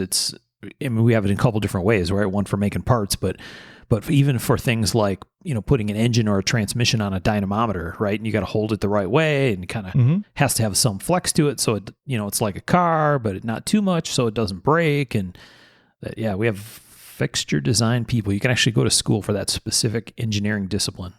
But it's a fun riddle. It's almost like you get to sit there, especially that's what I like about the bigger projects like the V4 I did. I got to sit there and think each step out, and it was fun to figure out what was going to work and what wasn't.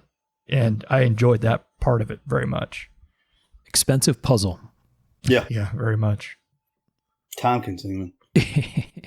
Yeah. Chad, I'm really curious to get your perspective on this. Where do you see the knife market going over the next 5 to 10 years? I don't know. Ooh, that's some crystal ball shit right there. Yeah. Ooh. I said earlier, I see more fixed blades coming like recently, but Hell yeah. I don't know. I think we've noticed that fixed blade trend too, getting hotter for sure. What about like with all the, the weird shit going on right now? How has that affected your business? Do you think? Well, I mean, it killed it for about 6 or 7 weeks. Yeah. But it's picked back up to how it was, or? Yeah. Yeah. Literally, like in the last 3 or 4 weeks, it's just gotten right back to where, right back, because it just died.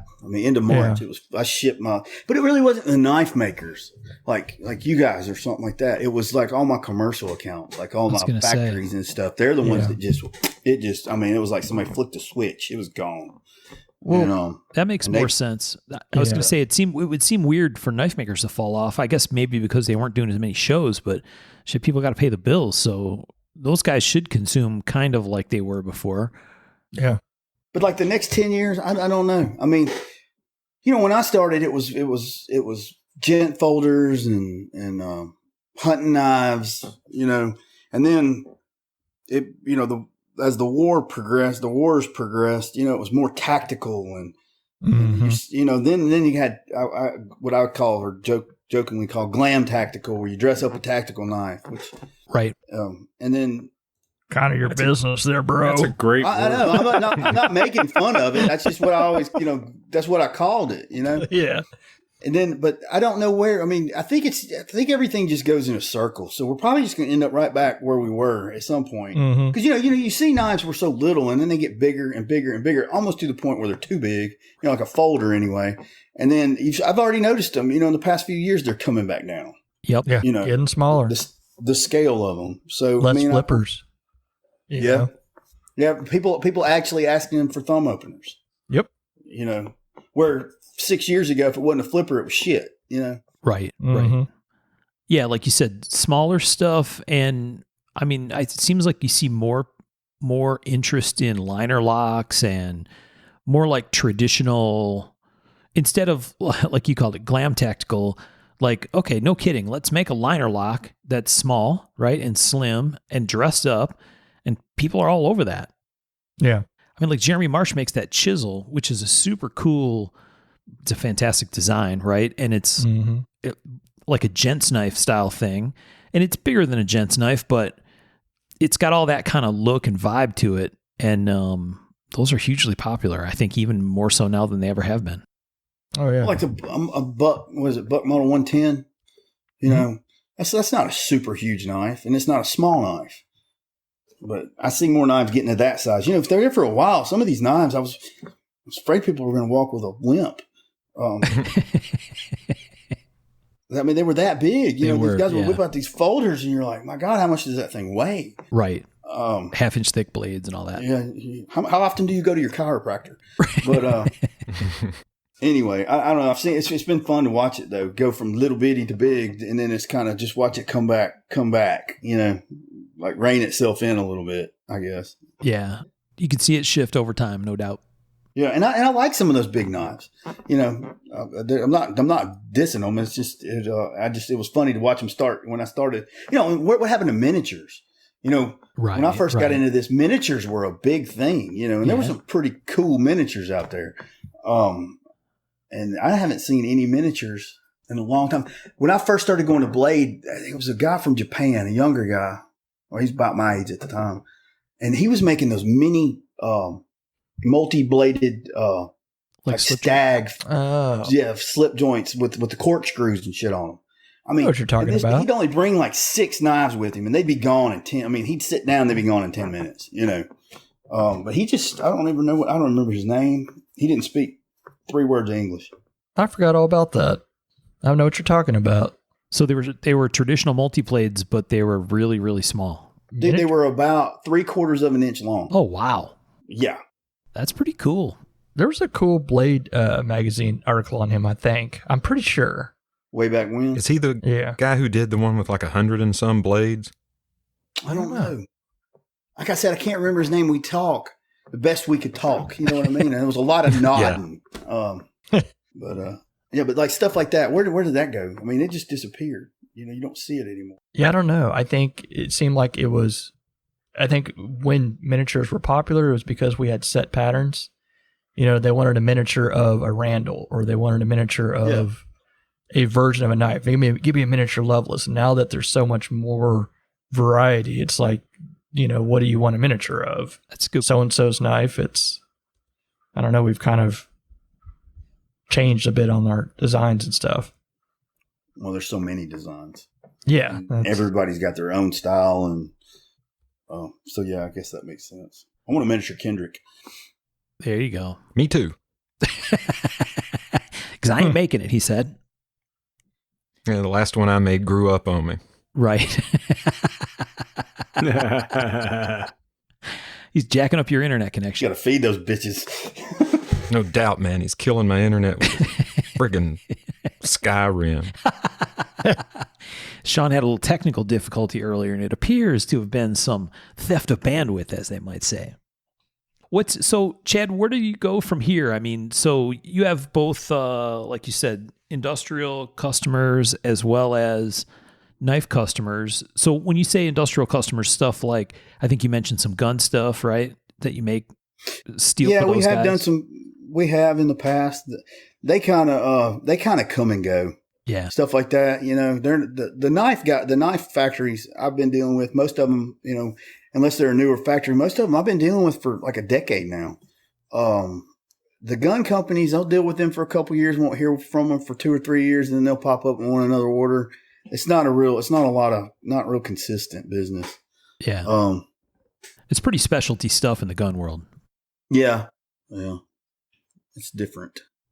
So your impact that you saw from COVID was factory guys buying steel from factory. They literally, we shipped our last order. I think it was like on March 28th, and I didn't even get an email from anybody till like May 20th or something weird like that. I don't know exactly, but it was a good 4, 5, 6 weeks. And you have customers like that around the world, right? You're shipping Damascus all over the place. Europe, China, all over the States. Yeah. That's pretty cool, man, when you think about it, right? Going from being a thing that you got interested in fucking around in the barn kind of thing to now you're shipping stuff worldwide, and it still blows my mind every day. Mr. Worldwide. Yeah. It still blows my mind every day. Very cool. What about stuff that you make? So I know you're not very enthusiastic when you have to make mokume, but Nope. what do you like to make? If it was like, okay, you can make whatever you want this week and someone will buy it, what would you go make? Swords. We mean Love in it. general, not this one. Yeah, this 36 hours worth of infatuation is swords. Well, I don't know. You know, it's like I've been forging so long. Like it seems like so much for so long. It's like if you give me an opportunity, what would you really like to do today? I'm like swords. You know? I don't know. I haven't got to do what I wanted to do in so long. I can't answer the question. Well, I enjoy making mokutai. I really do. I'd like to. I wish I had the time to do some more interesting stuff with it. And when I say it wouldn't be anything new, it would just be new for that. Do you know what I mean? Like pattern wise and stuff. But it's just not cost effective. I mean, I could do some really, but people ask me that all the time. Why don't you do this? And I'm like, because you couldn't afford it. right. Yeah, but it'd be cool. And I'm like, yeah, but it'd take a week. And I'm like, at the end of the day, I want to be an artist, but I've got too many obligations sometimes, and I have to remember that. But I would like a week to do a few things that just make absolutely no sense in business. You know what I'm saying? Make no business sense whatsoever. But I think it certainly from our conversations with other makers and the guys here on the show, even What? that's a thing, right? There's like, I think you mentioned earlier, right? It's like soul cleansing activity, right? I'm going to go do this because I just need to fix my brain, and I'm going to do something that I think is fun or interesting, and I can sell it, and I'll make money on it, but I got to go do something different than what I normally would do because I need to get out of my head, or I need to clear my head, or whatever. well, I don't do it anymore, but there's and I know Birch does, Tom don't. I used to spend entirely too much time by myself. I still talk to myself. My kid catches me doing it all the time. He said, "What are you doing?" You're talking to yourself again. I'm like, "Yeah." But when you work by yourself for like 7 years straight, and you're the only person you're talking to, the only other thing you're talking to is a little mouse that's running up and down the tension wire. Right. I don't know. I don't know if you go crazy. I don't know what I'm trying to say. What are you saying? But Bert, you and I've had that conversation before. Yeah. You know, it's like you spend too much time by yourself. It's not always a good thing. You know, and you're talking about cleansing your soul. You know, sometimes it's like you gotta. I don't know. Now it's like I just need to find a moment to myself. Yeah. So we've gone full circle. I'm still doing it. I am still alone. Cue the Debbie Downer music. Yeah, he sounds like Eeyore when he said that. That sounded real bad. I'm still alone. I'm still alone. like I have always been. Yep. And like you'll forever be. Wow. So you know what you have to do, Chad? You got to make swords, big fucking swords. Swords. I'm serious. I think the swords. I'm putting a lot into this sword basket thing. So I think the sword stock's really going to soar. That's They're right. going to do well. Yeah. well, I thought about it. Who's making swords? Nobody's really making semi-affordable. I'm going to say it like this: semi-affordable swords. Price will there just barely sell. Yeah. Well, I had one guy. I hadn't even told him how much they cost. He's like, I want 2 of them. I was like, okay. I know you well enough, Chad, that I think that how this happened was you were awake one night and you were sitting there yourself and you're like, fucking swords, man. That's exactly what happened. That's I was awesome. drinking beer and watching Deadpool, and I was like, swords, man. So we do this. We have people that help support the show, and through this thing called Patreon. And we asked our we have a group of people that really, really support the show that we call collaborators. And so I asked them, hey, if you have any questions for Chad, we're getting ready to record with them. Hit us with your questions. And so this guy had a 2-part question. His name's Sonny. What's your? I only do 1-part question. Yeah, damn. Diva. So we already talked about favorite material to make, and you said you like to make mokutai. He says least favorite material to make, which might be mokame. Oh yeah. Hands down. Mokame pisses me off, so that's Well, it's I don't know what it is about mokame because like the last few times I made it, it's not even been a big deal, and I have completely from the first time that I made that crap, and I call it crap, and I'm allowed to call it crap. I used to. I mean, I had the Steve Midget book. Because there really wasn't. The only person that really makes mokame on any kind of scale is Mike Sackmar. yeah. And Mike's one of the nicest people in the world, but I'm not going to ask him anything because that's all he makes. Right. But and people call me up and they're like, "Hey man, will you make me some mokame around?" And I go, "Call Mike Sackmar." I even have his number in my phone because I'm like, and they're like, "No, I want you to make it." And I'm like, "No, you don't understand. Call Mike Sackmar. I'm not making it." Right. But when I first started doing it, I had the Steve Midget book, and I'd cut my pieces, and I'd go to the house and sit there with my Brillo pad in the sink and soapy water, and I'd make 3 billets, and my hands would look like they were shriveled prunes. And then you come down, and then you'd put it in the fire, and it'd fail. So I already had like 2 hours in this freaking billet before I even stuck it in the fire, and it'd fail. Yeah. So I did, years of just kept studying, and I built this machine that cleans it, and you wear gloves. You have to wear cotton gloves.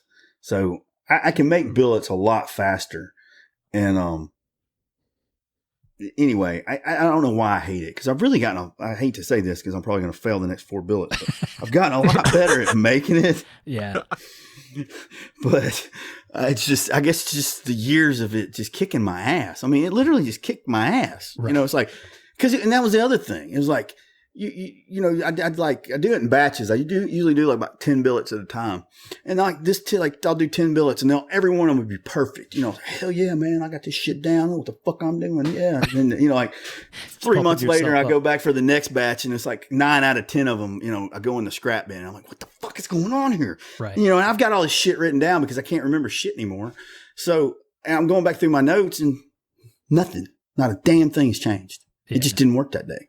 So I can't handle that kind of inconsistency. It's got to be frustrating, right? Well, and then it's inside You your not head. hear how frustrating it is, Mark? Well, and then it's inside your head, right? Then it's Right. like when you're going in, you're already got this like nervousness. I know Michael talks about that with like when he's got a batch of blades to grind, right? He'll get a whole big giant pile of shit ready, and it's like, fuck, I really don't want to start today. I'm going to cut out some more parts. No, I dive in. But it's like I said earlier, if the first one screws up, I turn it off or I'd switch to something else. I always have like a backup plan for mokame. If the first one pops apart when I go to see, I don't even cut the sides off anymore. I've kind of got it all mathed out to where I figure out how much is going to waste. So I just saw it off after it's done rather than stop and cut the sides of the block off and do everything in the book and all that. I have the Chad Nichols method now, but that works 55% of the time. 55% of the time, all the time. Yeah. But anyway, yeah, it's just. And the backup to the backup is call Mike. Either that or go drink beer. Mike Sackmar's a neighbor of mine. Oh, is he? Yeah, not like in my neighborhood, but he's very close nearby where I live, which is pretty wild. He's an extremely nice guy. He is. He's a pleasure to talk with. He makes beautiful stuff, right? He makes really nice. He makes smoke. great looking stuff. He can make all the round bar in the world. I don't care. Yeah. So that's another thing that's changed over time, right? You came up with better ways to do round bar. Yeah. Well, that turning center. Usually all I had was my Inco lathe, and that's how we clean up the titanium. Well, that's murder.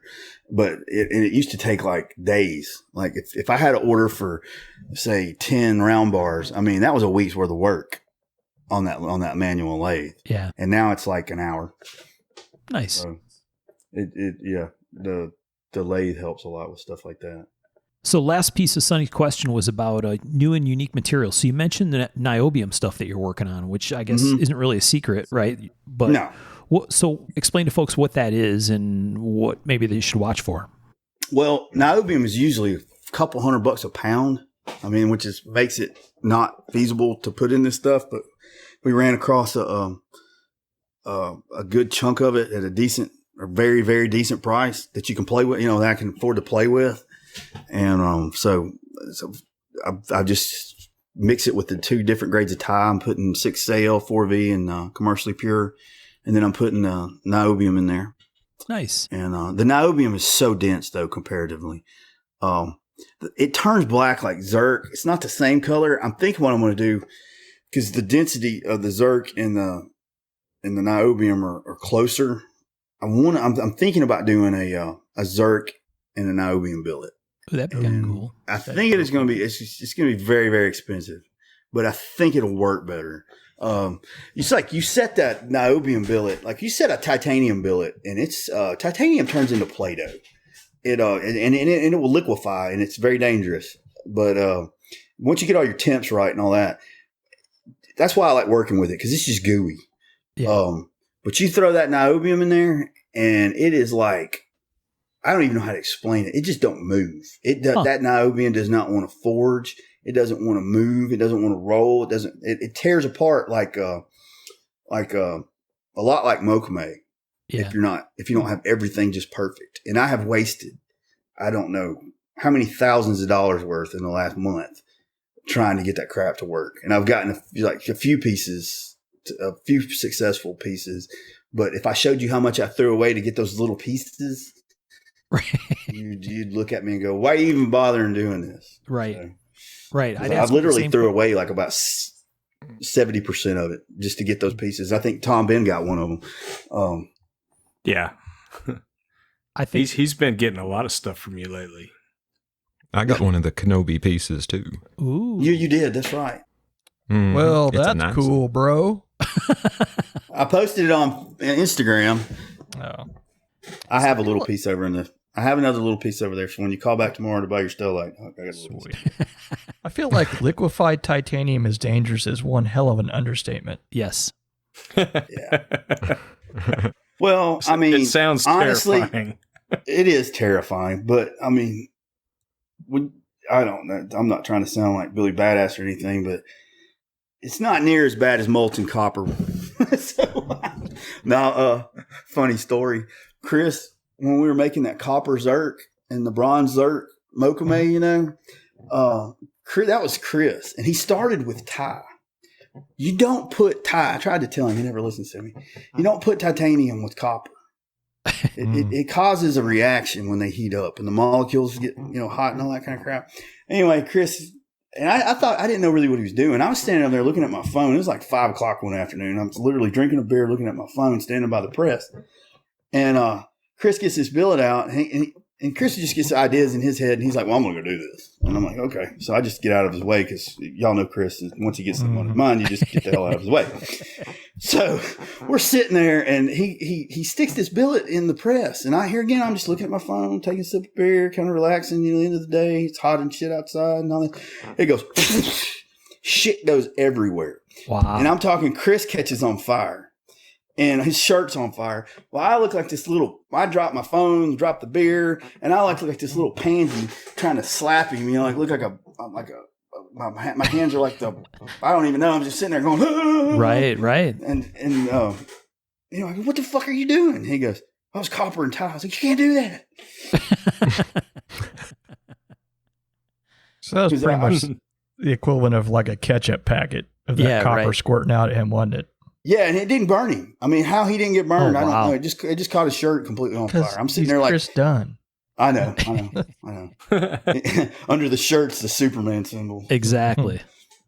But that was kind of scary. But the other day we were heating up that niobium, and I'm having a hard time figuring out the exact soak time and the exact temperature. And I mean, guys, I was playing within a 30-degree window. Oh, wow. Okay, from the time before, and about maybe 5 more minutes of soak time.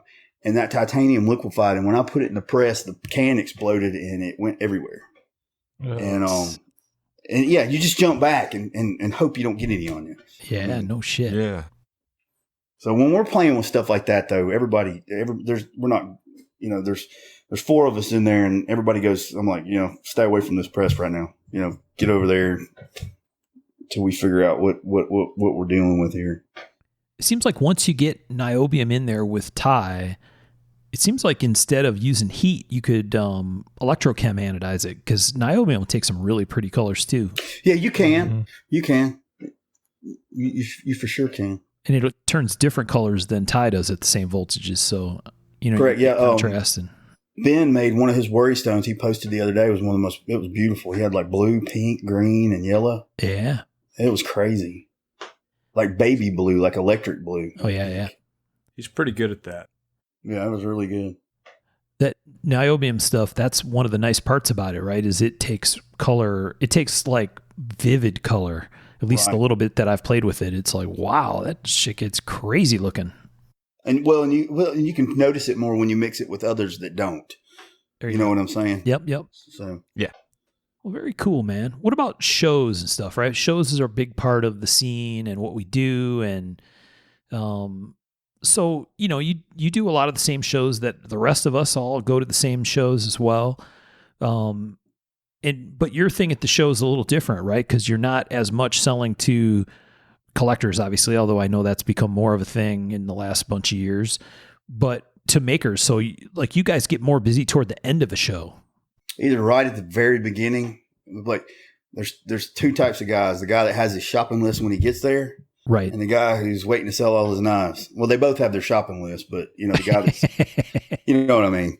I have a lot of guys that'll hit me up like right when we get there, and then it'll be kind of steady, just depending on what show it is. But then, yeah, the last 3 or 4 hours of the last day is crazy. Yeah. Never been there for the Sunday to see the feeding frenzy. I'd say it is pretty interesting. I haven't either. I usually go over. There's guys like Wheel and Deal, like some kind of open air bazaar kind of thing. A lot of hollering. No, I let Bird handle most of that. You know. Yeah, I usually go over there and pick through it and make a little bag down below, like a fireworks stand. Yeah. There's usually a bunch of those with Saran wrap and Sharpie. Mm-hmm. But have you seen a lot more like collectors buying materials for makers? Yeah, that has like in the last 5 or 6 years. That's become it happens all the time. I haven't bought shit from Chad in a long time, but I bought a bunch of not a bunch in his terms, but the Stellite stuff and some other that was years Sandmai stuff. Yeah. Gave that to your favorite makers, didn't you? Yeah. You didn't get any, did you, Tom? No, Tom I did. Tom did. I thought you were whining. I don't remember. Sean even maybe got a piece of that. I don't even remember. That's a long time ago. Yeah, that was 5 or 6, night. 7 years ago. Now, piece of what? Stellite core. Oh, I've got a back stock of that. Yeah. I've got more than a few pieces sitting on the little rack of dreams. There you go. See, I like the XHP 3V Damascus we made. Yeah. And that new XHP 3V we did with the core, and just like make it clad with regular Damascus to make it a little more cost effective, a little more cheaper to be able to sell it. Yeah. That stuff looks pretty cool. I don't know if y'all saw that knife Kirby made out of it, but man, that thing. Oh, that was really cool, man. Yeah. I saw did that. a nice job on that. Because it's like It's a memorable piece. I made it. We got the idea and made it and went straight to a show. So everybody said, well, what's it look like? And I'm like, well, it's going to look really cool. Have you got a picture? No. So that's why Kirby, I talked Kirby into buying it. And as soon as you get done, send me a picture. Right. Yeah. Well, it has to help for people to be able to see what it could be. Right. Oh, I know. Yeah. But sometimes, like several times, I don't know if y'all know the pattern Blackout that I make. Oh, yeah. That's one of my faves. Yeah. Blackout was something I did before Blade about 7 or 8 years ago. It was like 2 days before Blade or 3 days. I had enough time to anneal it and grind 6 pieces of it. And I just had the idea. And I couldn't get it. It was one of those things I couldn't get it out of my damn head. You know what I mean? So I was like, shit, I just got to go do it. And nobody touched it.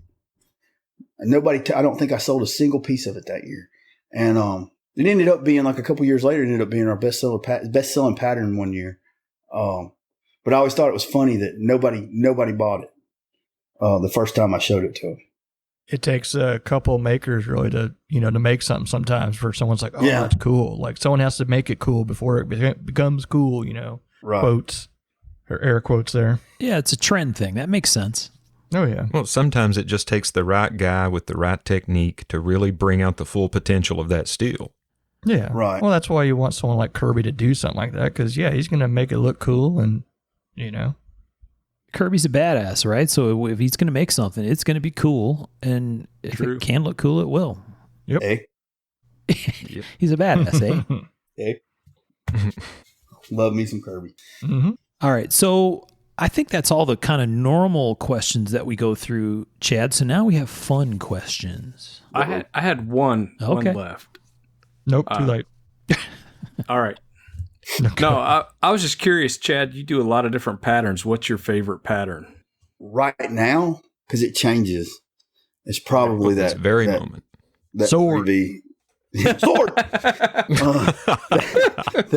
That 3V XHP core stuff. I dig it. And as Do you far have- as usability, yeah. Yeah, Michael. Yeah, we'll do it. I'll call you tomorrow. Is it random or? No, I mean I'm patterning it, so it'll be like Yeah. a boomerang on the outside and then a bold boomerang on the core. So Oh, it cool. looks pretty cool. Yeah, you have to etch it real careful. You have to use ferric. You can't use muriatic because I hate muriatic. XHP and 3V etch at the same rate under muriatic. Interesting. Yeah, I hate muriatic. I won't even Yeah, have it in very. shop. Right. So you want them to etch at different rates. Yeah, you gotta use you can't use ferric and white vinegar. You have to use ferric and water like you do like carbon steel 15 and 20 and stuff like Huh. 4 No parts shit. water, 1 part ferric. You have to etch it really super slow. Check Huh. that out. Crazy. Pro tip. There you go. Yeah. Let's let her rip with the fun questions, Birch. Yeah, if money weren't an object, what machine would you buy? Ooh. If it weren't an object. Well, then I wouldn't build buy it. I wouldn't buy a machine if it wasn't about money. Come on, man. What is it? Well, That's a shitty businessman question. Hookers and blow. Exactly. I don't know. You don't have Probably like just a dream machine or a I think I've got them all. shit, man. Damn it, Chad. I'd probably, if I could, I would buy a bunch of little rolling mills and have them, each one of them for patterning. Cause I've got that one little one I bought that's, Bubba and Bubba, put in his 5th axis and, drilled me a bunch of holes. So it does like a reverse raindrop instead of pushing the raindrops in. It like makes them Ooh. like have nipples, you know? Mm-hmm. And I would probably do that for every pattern I make. I'd make rolls and have a separate rolling mill for each one of them to make my life way easier. Nice. Well, that makes a That's ton cool. of sense. Yes, that's not really a cool answer. It's just it makes sense. You got one, Sean? Yeah, man. Here's my favorite. What's your favorite movie knife, bud? Rambo. Duh. Rambo. Which one? Yeah. I like First Blood's better. Yeah, I do too. Good answer. I'm not a fan. No Agreed. offense, I'm not a fan of 3. I like the first and second. I like the Lyle. I'm not really crazy about Hibbins. I like the chopper, but that's not really a Rambo knife. So, in my opinion, from the 4th movie. Mhm. Yeah. And then the 5th ones didn't. I don't know. Maybe I'm just too old now. I don't know. It was. Don't say anything about the Dow blade because feelings can get hurt. Feelings will Oh, I'm be not. damaged. I'm just saying. I wasn't. That's not what I was doing. I was just saying, at this point, it just didn't do anything for me. That last movie. Yeah. Good save. Well, I was just being honest. Oh, you stepped in it now, pal. Too funny. That I think, I don't know, guys, with the people we've had on, Rambo knife comes up, I would say 9 times out of 10. It's Yeah. probably one of the We're biggest all about influences. within 5 years of each other. Yeah, age-wise, maybe too, it's though. no surprise, right? No surprise. Well, before that movie, what knife was iconic? The Iron Iron Mistress. Mistress. yeah, I was just going to say. Yeah. Yeah. 'Cause And see, like, I the never Predator- saw that movie, so Me either. the Predator, whatever those knives were, that machete like thing. yeah. You know, Predator That was- Machete. That's the name of it. is that what it was called? Okay, Mm. Yeah. I actually All the- held one of those one time. It didn't really do anything for me either. So. And the Commando knife was just a really not good knockoff of the Rambo knife. Well, it's a all parish. Jack Crane's. Yeah. Oh, yeah. Crane. Sorry. And I say knockoff. It just, I don't know. The Mission knives just looked really good to me. Yes. Tom, you got a fun question you want to ask? Sure. With all the EDC and all that kind of stuff, what's your loadout on a regular day? What do you carry? My Glock 19, a Phoenix flashlight, Protect Les George. Ew. I like my Protect. It was more the less. That Yeah, I was saying he was. It was the he Les it was George the last part. Fuck Les George. No. Nobody that listens to the show anyway, Chad. so- FLG. Yeah. Yeah, your wife sure fuck don't. Ah, that's clear. It's Yep. that little one with like the 2 3/4 inch blade on it or something. Yeah. That's what I'm going. It hadn't broke yet, so Hasn't been thrown enough yet. this is true. I forgot about that. If you like the 19, check out a 48. Okay. Me and my 19 have been together for so long. It's like she needs a paint job. It's personal. I carried a 19 for a while, and then basically the 48's a single stack 19. So you get 10 rounds, but Shield Armament is making 15 round mags for it. So Chad's making faces right now. 10, did you say 10 rounds? Ugh. I just need enough to get back to my truck. yeah, exactly. If I get back to the truck, everything will be Everything's going to get better. all right. Yeah. Well, there's another fun question, but I know Birch really wants to ask it. So, Michael, you want to ask that last one we got on the list? What's it like being next to the greatness that is Chris Dunn? Well, after 20 years 22 years, I mean, I've been praying that the sexy would kind of Fade. wipe off, or like come this way a little bit, But alas, it hadn't. Yeah. It's bad. a trip, man. It's a trip. The legend. And he's not even a legend in his own mind. He's just a He's legend. for real a legend. I Yeah. know. It's like the shit that happens to him is just fucking unreal. He just. I told his kid, my nephew, I'm like, his name's Payne. I'm like, you got some big boots to fill, bud. And I can't explain all of them. Not yet. I can't tell you anything yet. But let me just. For people that aren't familiar, so Chris, if people have been to your table at a show, then they probably know Chris, or hanging out in the pit at night, they might know Chris. For people who haven't, why don't you explain to the kids at home who Chris is? Chris is my ex-brother-in-law that I kept in the divorce. You kept in his divorce. Yeah, he was married to my sisters, but I kept him. So, no, Chris and I, my sister and him started dating in college and stuff, and we got to be friends while they were dating. And we just started hanging out, and then we worked together and selling important fabric and stuff. Me and him used to travel together a lot. You know, we basically worked together for 20 years.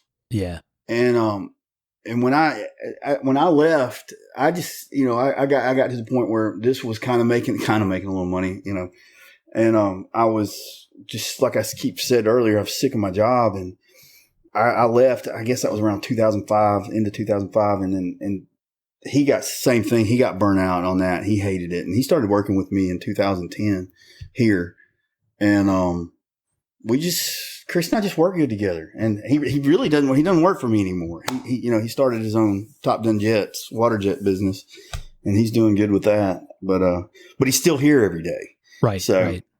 it's kind of like I told my wife, I can't imagine Chris not being around. If Chris wasn't around, I don't know what I would do. You know. It's right. Like, so yeah, it'd be like the band breaking up.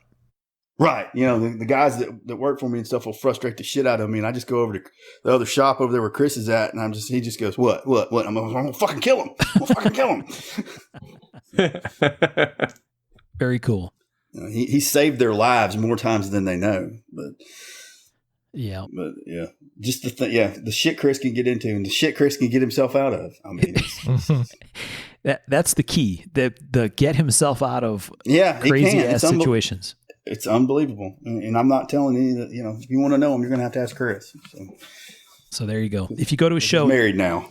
If you go to a show and Chad's there, chances are Chris might be there. So if you want to, oh yeah, he's going to be at Blade and he's going to be at the gathering. So. If you want to experience the sexiness firsthand, go find Chris Dunn. And just look for the salt and pepper. Oh yeah. So a while ago, Les George moved from Texas over like right down the street from you, right? Yeah.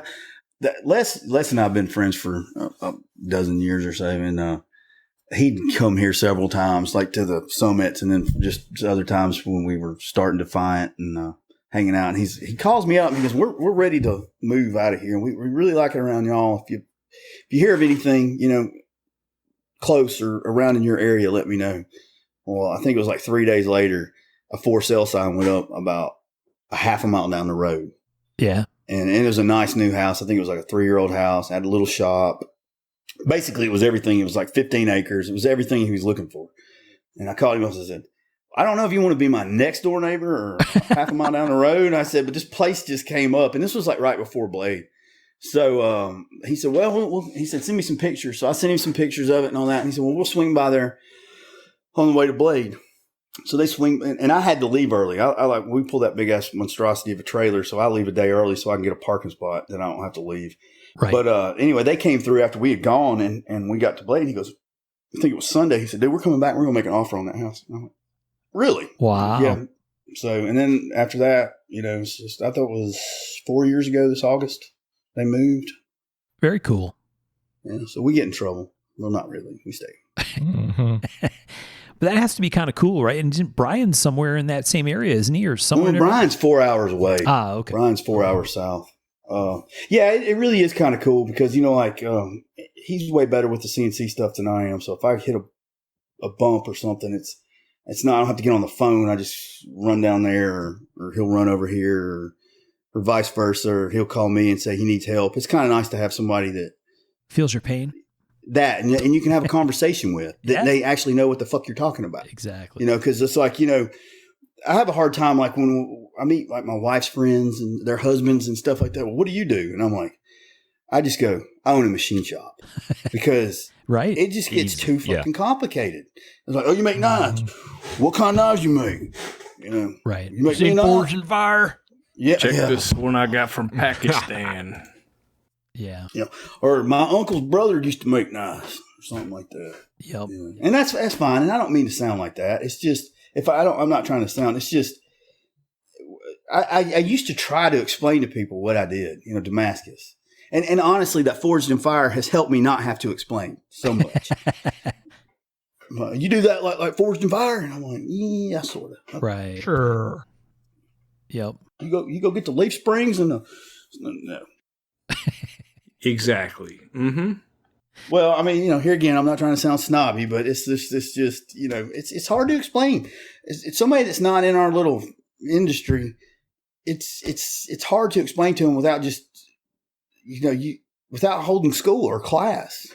I used to say I do that at every show I went to. I'd come home hoarse because I'd hold class. I have to explain all this stuff, and we don't. I don't do that. I don't have to do that anymore, which is nice. Yeah. I have come home from Blade many times with no voice.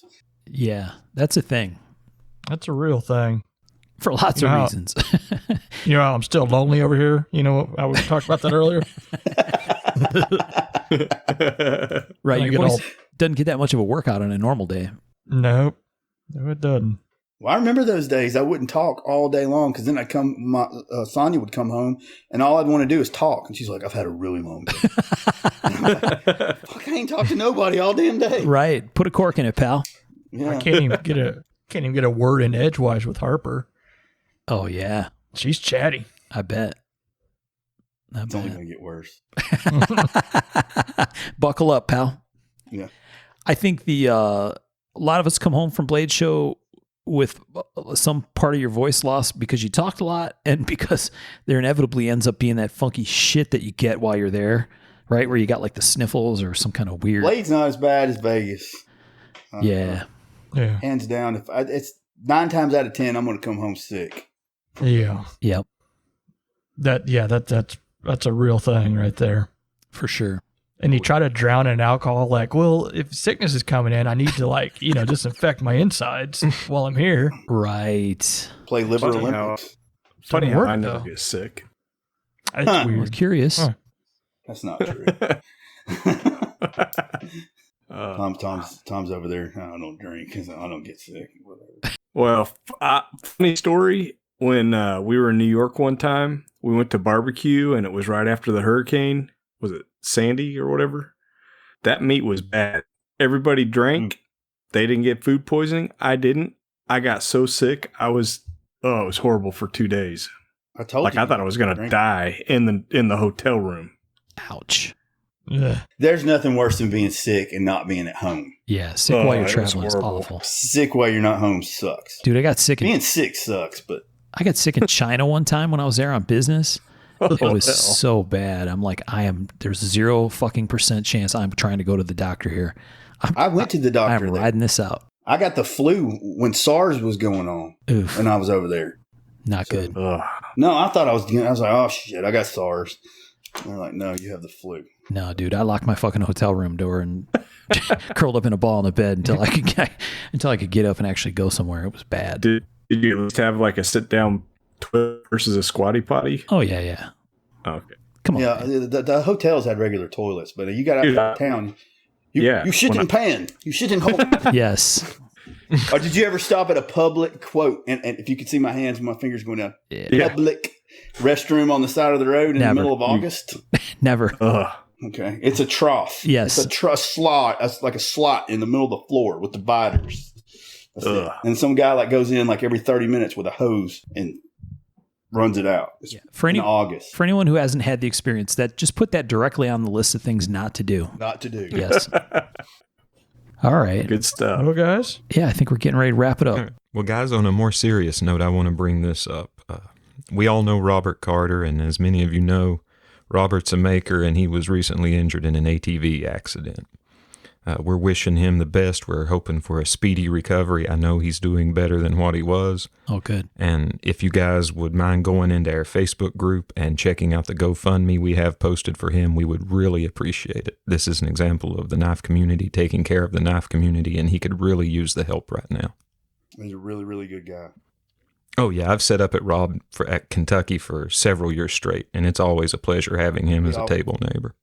Yeah, we always, it's just, I think about him every day right now. Yep.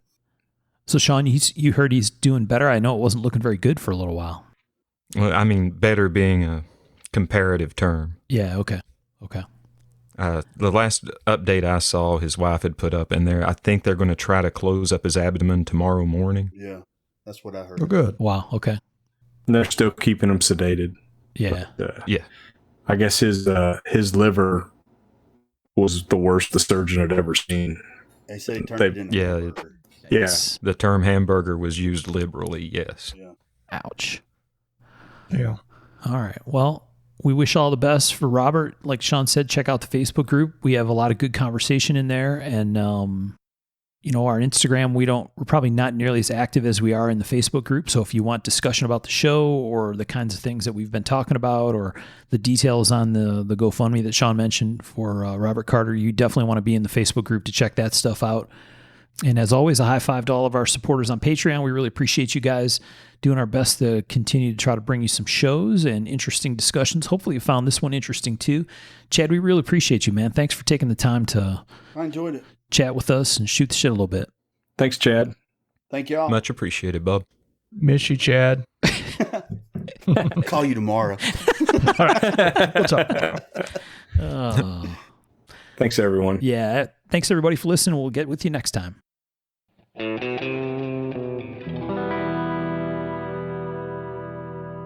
To learn more about our makers, you can find Tom Crine on the web at crineknives.net, in his Facebook group, Crine Knives, or in his Instagram account, at Crine Knives. For Michael Birch, check birchtreeblades.com, Facebook group Birch Tree Blade Works, or Michael's Instagram at birchtreeblades. For myself and the Raygun Bead Project, we're on the web at raygundivision.com. We have a Facebook group called Raygun Division, or my personal Instagram, at msteiner. For those interested in photos, references from the show, or some discussion about the show itself, you can find us on the web at markofthemaker.com, in a Facebook group called Mark of the Maker, or on our Instagram, at Mark of the Maker. Last but not least, the ultra cool and haunting background music we use for the show is a piece called Noir Guitar by Stevie's Amp Shack, found at the Free Music Archive and licensed under Creative Commons CC BY 4.0. Thanks for listening.